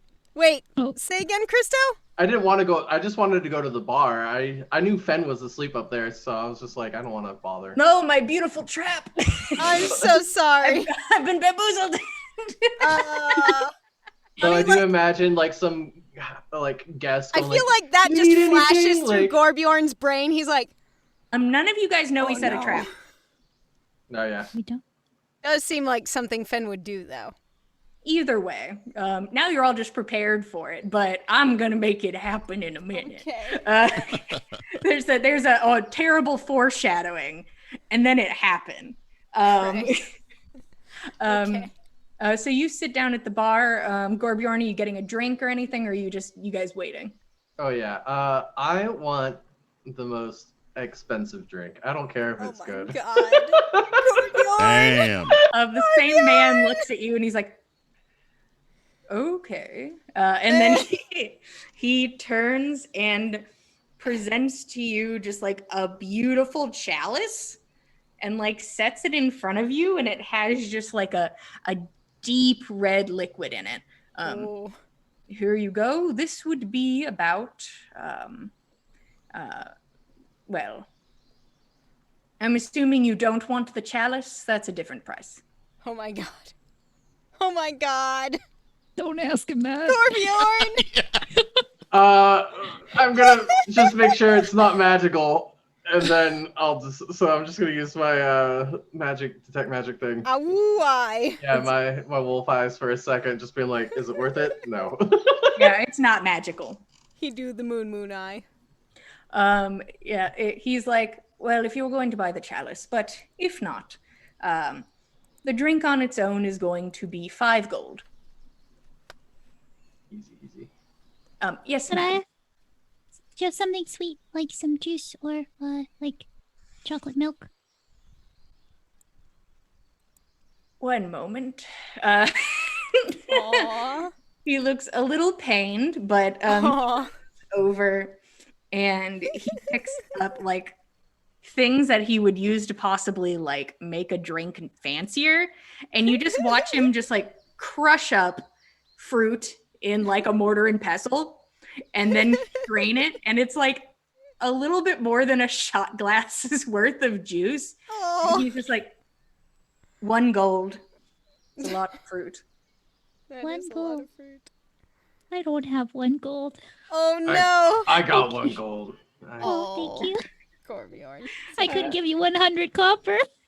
No. I would Okay. hate that. I would thoroughly hate that. Oh, well, She you thinks guys- back over her other 2 at least transactions that went down that way. Meanwhile, the rest of you, the 2 of you running through town, make your way back to Eat, Drink, Inspire, or Eat, Sleep, Inspire, my bad. Right. Drinks, Inspire, Tavern. You all make your way back in, and you see them just sitting at the bar. Saga, which Just is like a chilling. little shot glass of basically like apple juice. Like the feet are just like swinging. Aw. Gorbjorn, is everything okay? Are you all right? This is 5 gold. This was 1 gold. What about the sword? Are you in trouble? What was? Oh, did you take care of it? And then I'll put my Takes it bag out of on the the bag. floor and just like, whoop. Damn. That's nice. No Cheers. brandished weapons in Whiskey. on the floor, Oh please. wait. Oh, whiskey, all right. I'll put away the sword, but I wanted to show how destructive it was. It's like shaking for a moment. You're like, I'll show it later. Ugh. You'll have to demonstrate for us later, Later. Your Highness. We've got some news. Here, can we take this over to a booth or something? You can see that there are people here currently, including those 5 men from earlier who seem out of place. Do you want to talk in my room? Your Highness, that might be a good idea. An honor. Should hurry. Either way, this is important. And of course, Tordrick takes a shot of his whiskey first. I wonder if your luggage keeper is enjoying the time off his feet. Would you like to go upstairs? We're going upstairs, Jillian. Thank you. Thanks, guys. I really appreciate it. Fen. I really appreciate it. All the vases break. Thanks, guys. Fen, at probably like 3 hours, 20 minutes. Oh. Pulled from your sleep. It's like when your phone rings and your alarm is gonna go off in like 5 minutes And you're or like, something. No, I was so close. Fen barrel rolls behind the bed, draws his bow and points it at the door. doesn't Probably nothing like there, but Saga he's- probably crashed he's in, pointing at the honestly. door. Me pulling out the all your bag, going like, friends Fen, look at this! Easy, Fen. It's just Is us. everything all right up there? Yes, everything is just fine. Traditional greeting the prince is accustomed to using. All's Yes. well. All right, make sure you definitely check out with me before you check out. All right. 100%. You bet we will. Oh boy. You all slip into the room, which now just has 2 exploded vases on the floor. Those look very expensive. Much too big for mending. Saga starts like sticking the 2 pieces together and concentrating. I'll do my best. If only I had that needle, then 2 people could mend. No. She's probably regretting it now. I She's couldn't like, afford it. You Where's all Roshan? together. That's exactly what we came up here to discuss. We've had the opportunity to sit and speak with Egill. Is he dead? Not yet, and it might prove that keeping him alive might actually be more valuable to us than the opposite, but let's lay all the cards on the table first, shall we? It was all just a misunderstanding, wasn't it?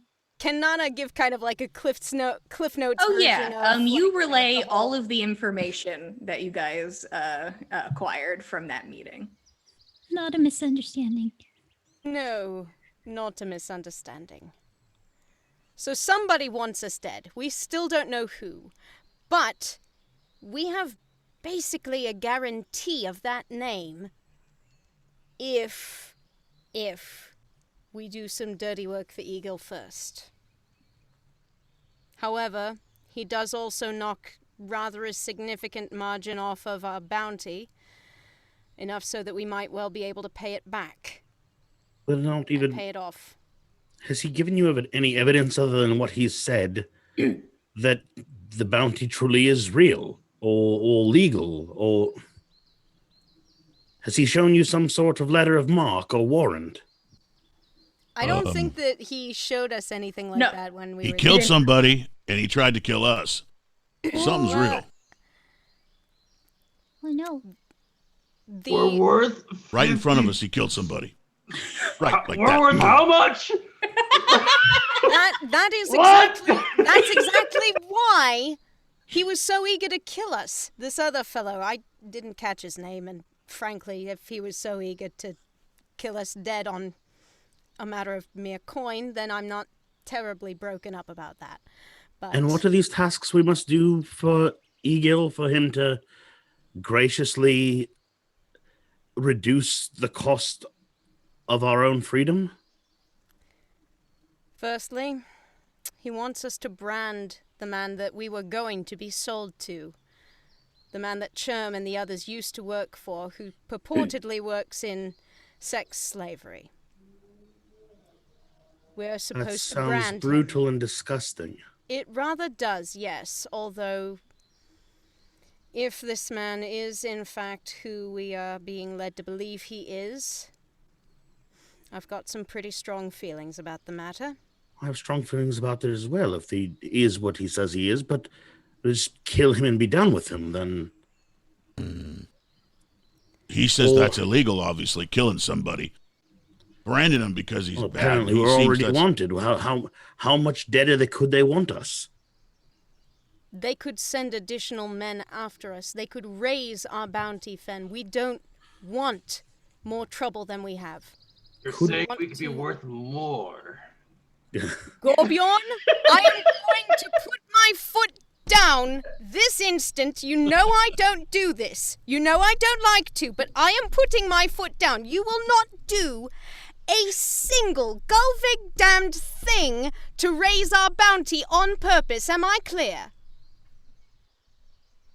Do I get the bounty? No, we would not get the bounty, Gorbjorn! Gorbjorn, we would be the ones Sucks! I can't get my own bounty! I know! It's very unfortunate, Gorbjorn. That's how it works. No, I can hear that you're serious, but are you not de facto chieftain of Galunda at the moment?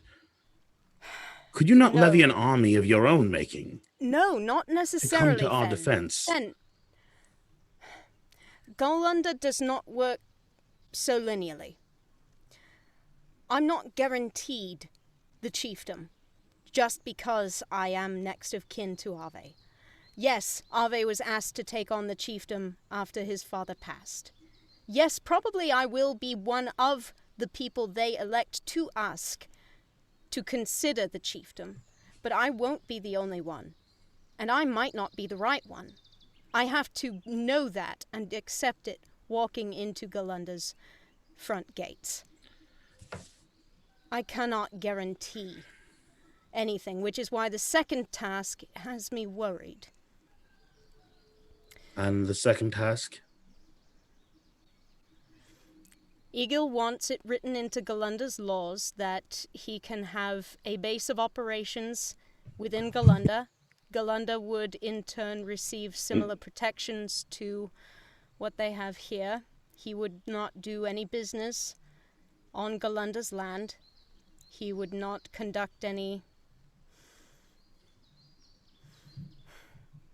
of that nature. Do you have a shiree or a marshal or something in Galunda who would take exception to that?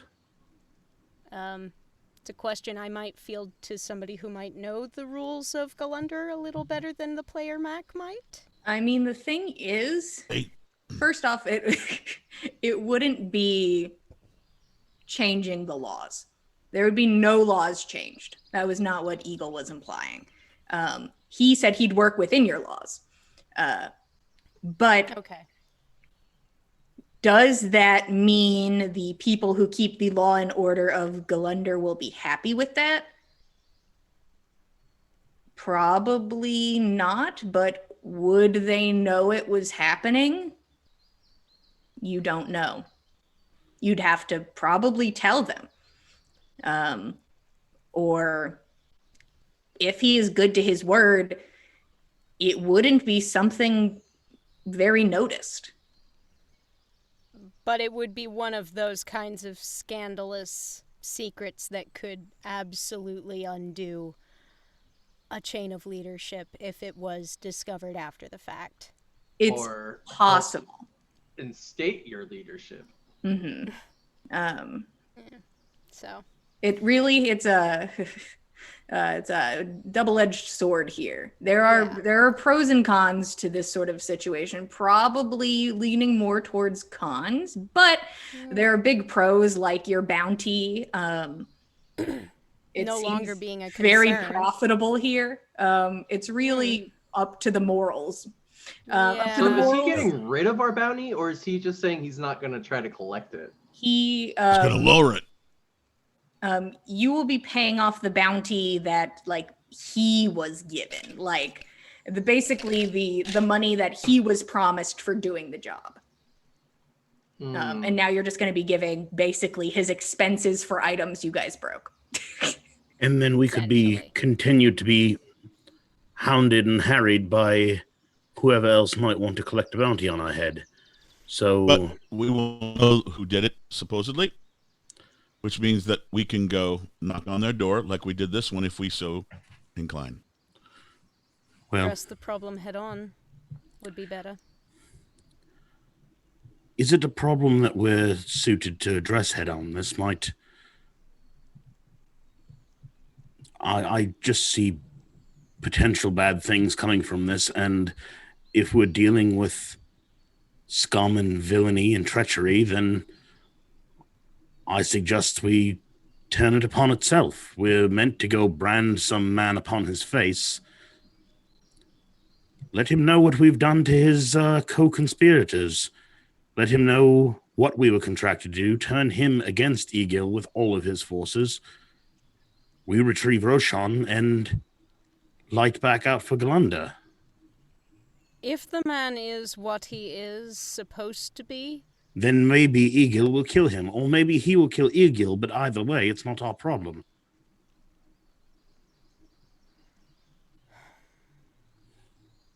I want to see his operation. I want to know... I don't want to see his operation. I'd like to see him dead. But that's... We need to get Roshan and we need to get out of here.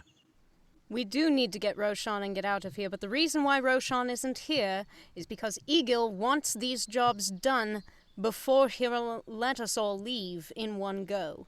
One person has to stay with him. Don't like being in the pocket of such a man.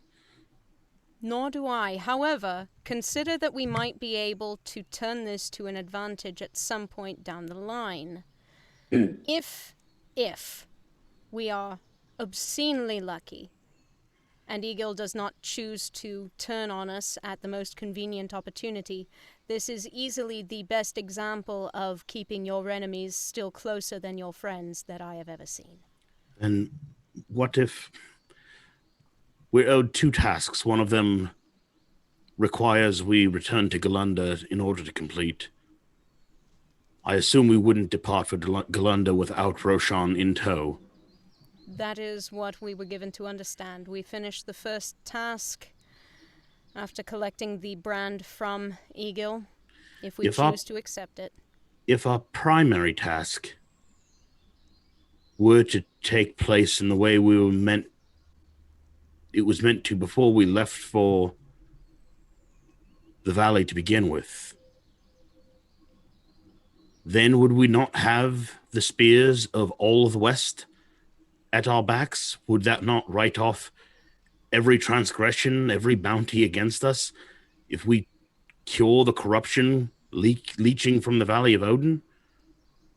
Would the entire West not be beholden to us to drive out Egill and whoever else sought after us? No one would be beholden to us. We cannot trust that this big show of power, and yes, it is coming from a good place. I genuinely want to see the West be saved, but there will be people who assume that we are doing this out of an interest of self-gain, and there will be nothing that we can do to convince them otherwise. They will see this as a power play. They will see this as Galunda striving for influence among the Jarl's various chiefs. This will be divisive. There will be some who will be grateful, but not all. So he works in law, right? Egill does? Egill does not touch the law. No, He does wants not. nothing to do with them. Nothing to do with them, he said. He has a personal code that he sticks very, very closely to. So what if we make law that say Egill can't work in Galunda after we take his job? Well, essentially that is his part of the bargain. He claims that if we allow for a space for him to set up shop in Galunda, he will not do work there. it will simply be a place for information to be bought and sold and drinks to be poured. I think I need to talk to Lady Satyr about this. None of this seems very good. None of it I seems good. I don't like any of it. Saga's gonna kind of walk off go probably sit on one of the beds if there's multiple, or the bed. There's like a bed and then like really nice couches, so there's probably multiple places you could sleep or sit. Yeah, at this point, Fen has kind of sat back down on the floor, and he just has his head in his hands as he's thinking this through. This sounded like a long talk, so I did all this while in the bath. Yeah. He's been stripping. With the rubber ducky. Yeah. Yeah, just like... He goes full Beast Wars Megatron with it. Yeah. Keep talking.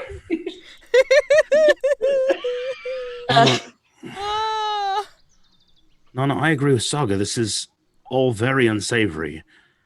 I hope that you and I are still in agreement that retrieving Roshan safely is our primary concern, returning to Galanda is our secondary, and I'll trust you that you're not selling your soul or any of ours in order to accomplish any of those. I'm endeavoring as well as I can. That's the best I can give you. I followed you this far. I'll follow you to the end, but do you want to bring Saga into something like this? Is she suited to it? She's capable of it. We've certainly seen it, but this is cruelty they're asking us to do. And to make Galanda a potential hive of cruelty of the similar nature. It's my hope that if there is an opportunity to have Egill operating within Galanda, we can watch him from there. We don't have to worry about him and his part of the information network out there going unnoticed. It might give us forewarning, a chance to prepare against future troubles, maybe. It's a heavy gamble. I don't disagree, and I don't consider it lightly, but... I'll follow you, but I'll not fault anyone who doesn't want to be part of this. I do agree with you there. I would not press anyone of this party into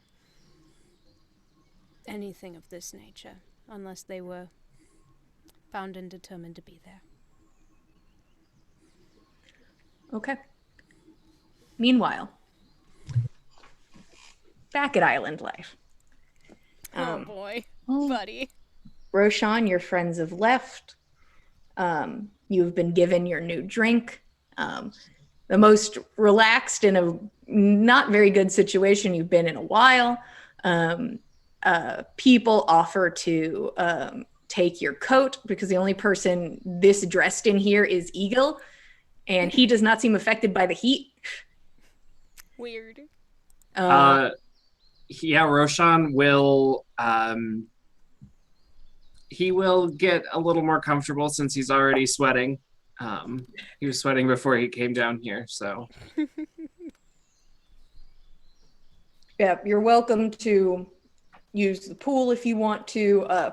Pool's cold over there, and he points to like a large cushion. If you pull that aside, that's a hot pool. Hot pool. It's kind of like a bath, but like if you started like scrubbing yourself, it'd make people uncomfortable. Public bath, no scrubbing. So you're accustomed to a different climate, I suppose. Yeah. Is it obvious? I'm sweating. It must be, I don't know, some degrees in the in the national standard, but it is insert degrees here. It is however much degrees. We measure temperature in Old Norse. It is degrees here, snow degrees. Well, I'm from a bit further north, which normally I think under non-magical pretenses would be a bit chillier.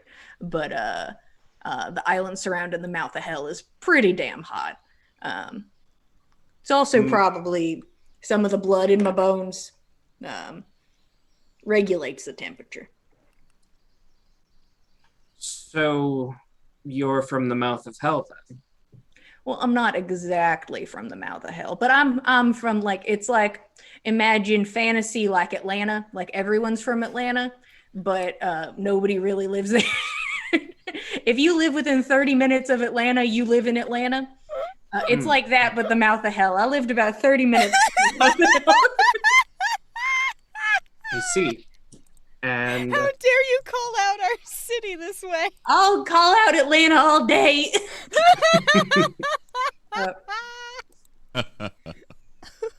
And where are you from? well, I'm Atlanta. from Atlanta. Now we know you're not. I'm originally from somewhere along the coast, but for as long as I can remember, I've been in Golunder. Mm-hmm. Do you mind if I ask a personal question? Go ahead. I'm trying to think of a way to phrase this that's not rude, but I've had it phrased to me so many goddamn times. What are you? What am I looking at here? I'm a human. I mean... Oh, okay. Well, I'm sure I can't convince you otherwise today, so. What do you think I am? Well, I'm assuming based on what I'm looking at. I'm guessing there's something that, you know, it spices up the blood a bit. Yeah, there's humans. Good on you. Live your lives short, sad. But sometimes there's an extra spark in there. And it comes from a lot of places.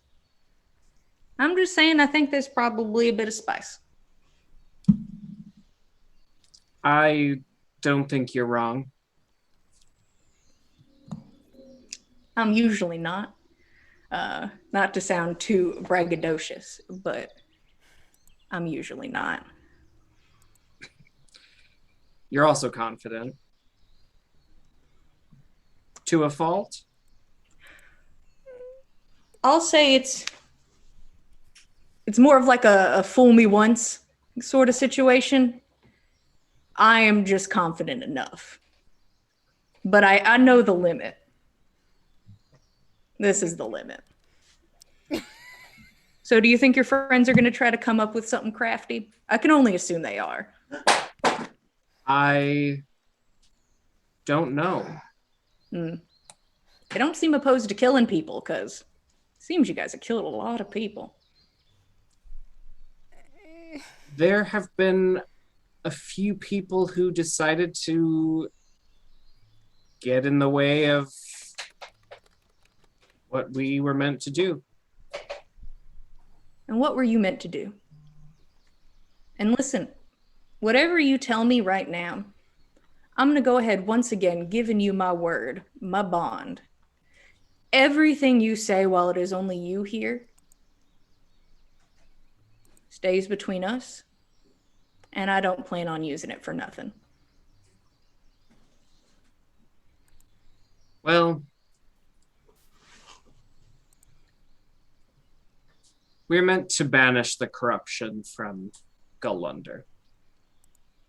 Perhaps it'll extend to reaches further than that. That's a tall ask, and you're telling me I sound fucking confident? I'm not entirely confident that it will work.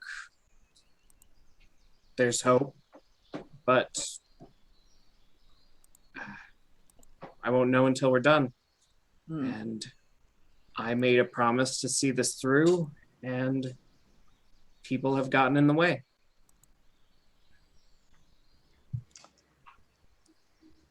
That's how it is sometimes.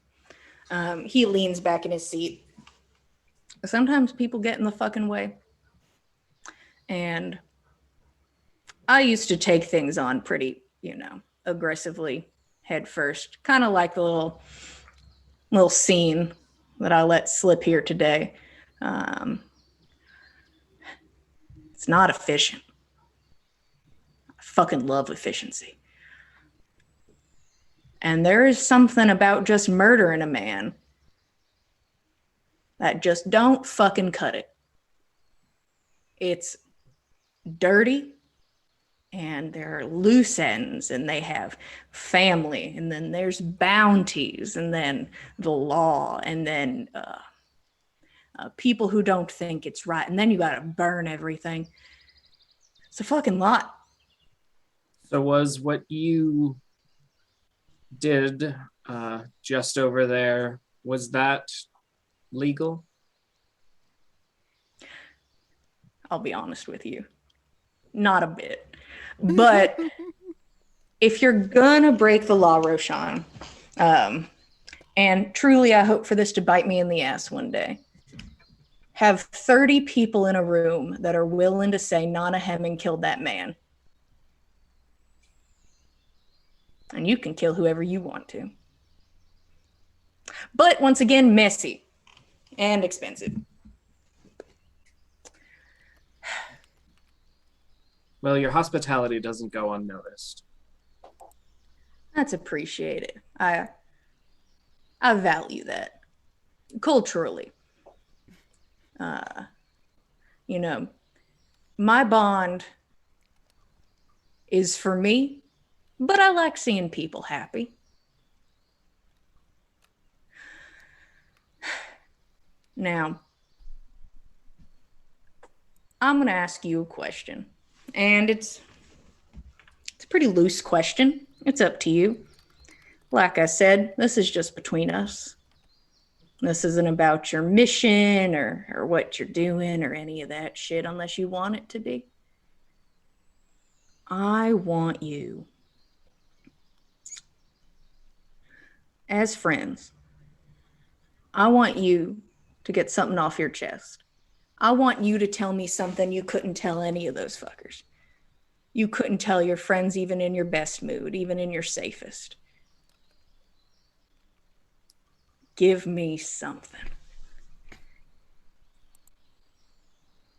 Just for us. I've lied to all of their faces for most of a month and a half.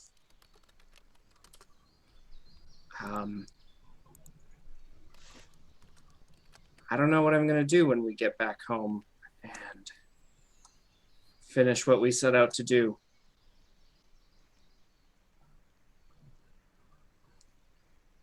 I feel a creeping emptiness over that horizon, not knowing what I need to do next. They all ask, "Are you okay?" And I lie to their faces. Because to say anything else would be a step in the wrong direction as far as it goes.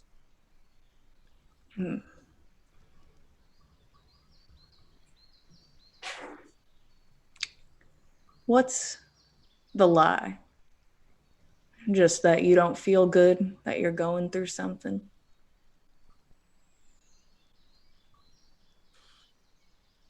That things are okay. That I'm fine.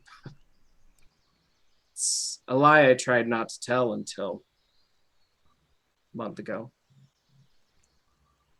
If Interesting. somebody has the decency to ask, you should have the decency to tell them the truth.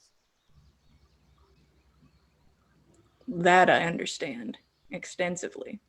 I can't fault you for lying. There's a line between wanting to give that hospitality, but there's also something about you. Do you want to be nice, or do you just not want to deal with company? And that's where I think you stand. Is it because you want to keep everyone happy, or is it because you just don't want to deal with it? Suppose it's a little of both. Hmm. If I admit everything that's going on,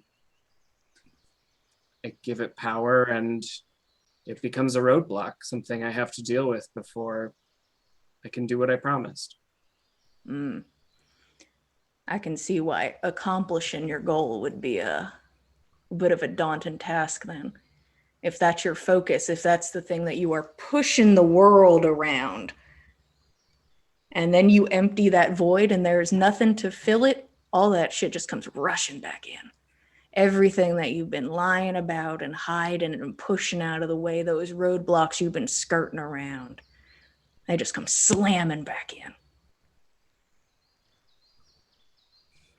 Whiskey, please. And the woman like pops up from the other side of the room and like jogs back over to the bar. Oh, if I had known you were sitting down, shit. Apologies. Have you ever seen an abomination? Something risen back from the dead? I have. That's the thing that I found interesting about here on the main continent.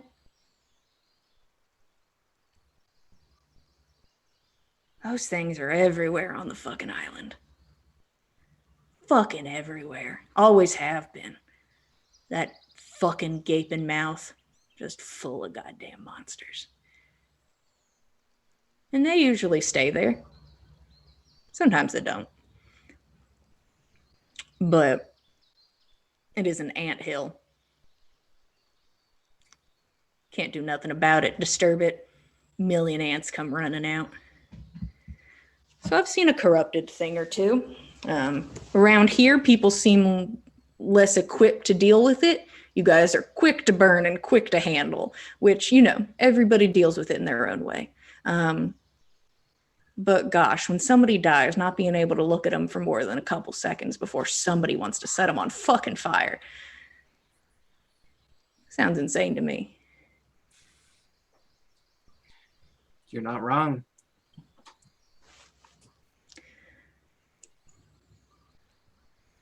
If you had to say there was something out there that made the horizon after your goal, after your purpose, if there was something giving you a little bit of hope, because there has to be, because, you know, you can look in a man's eyes and see if he wants to, you know, deal with his problems in a quick fashion.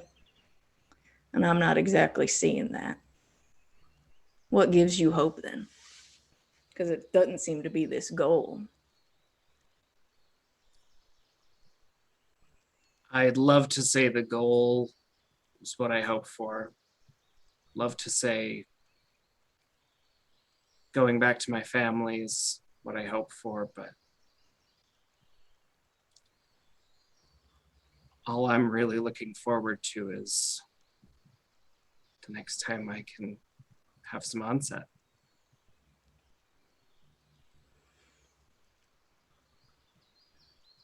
But at this point, I can't do that.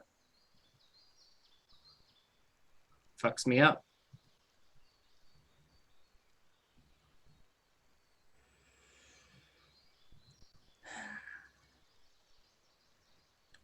That's why I don't like to deal in drugs too much. I'll do some transport. That's about it. I won't tell you if I have anything here or not. I feel like that'd be rude on my part. Bold of you to assume I didn't bring any myself. Shit. The confidence carrying that shit in your bag with you, fucking mocking you from that fucking bag. Shit. Throw it away. Throw it in the fucking pool. I thought about it since waking up. From whatever herbs you gave us to put us out. Want to throw it away, but can't.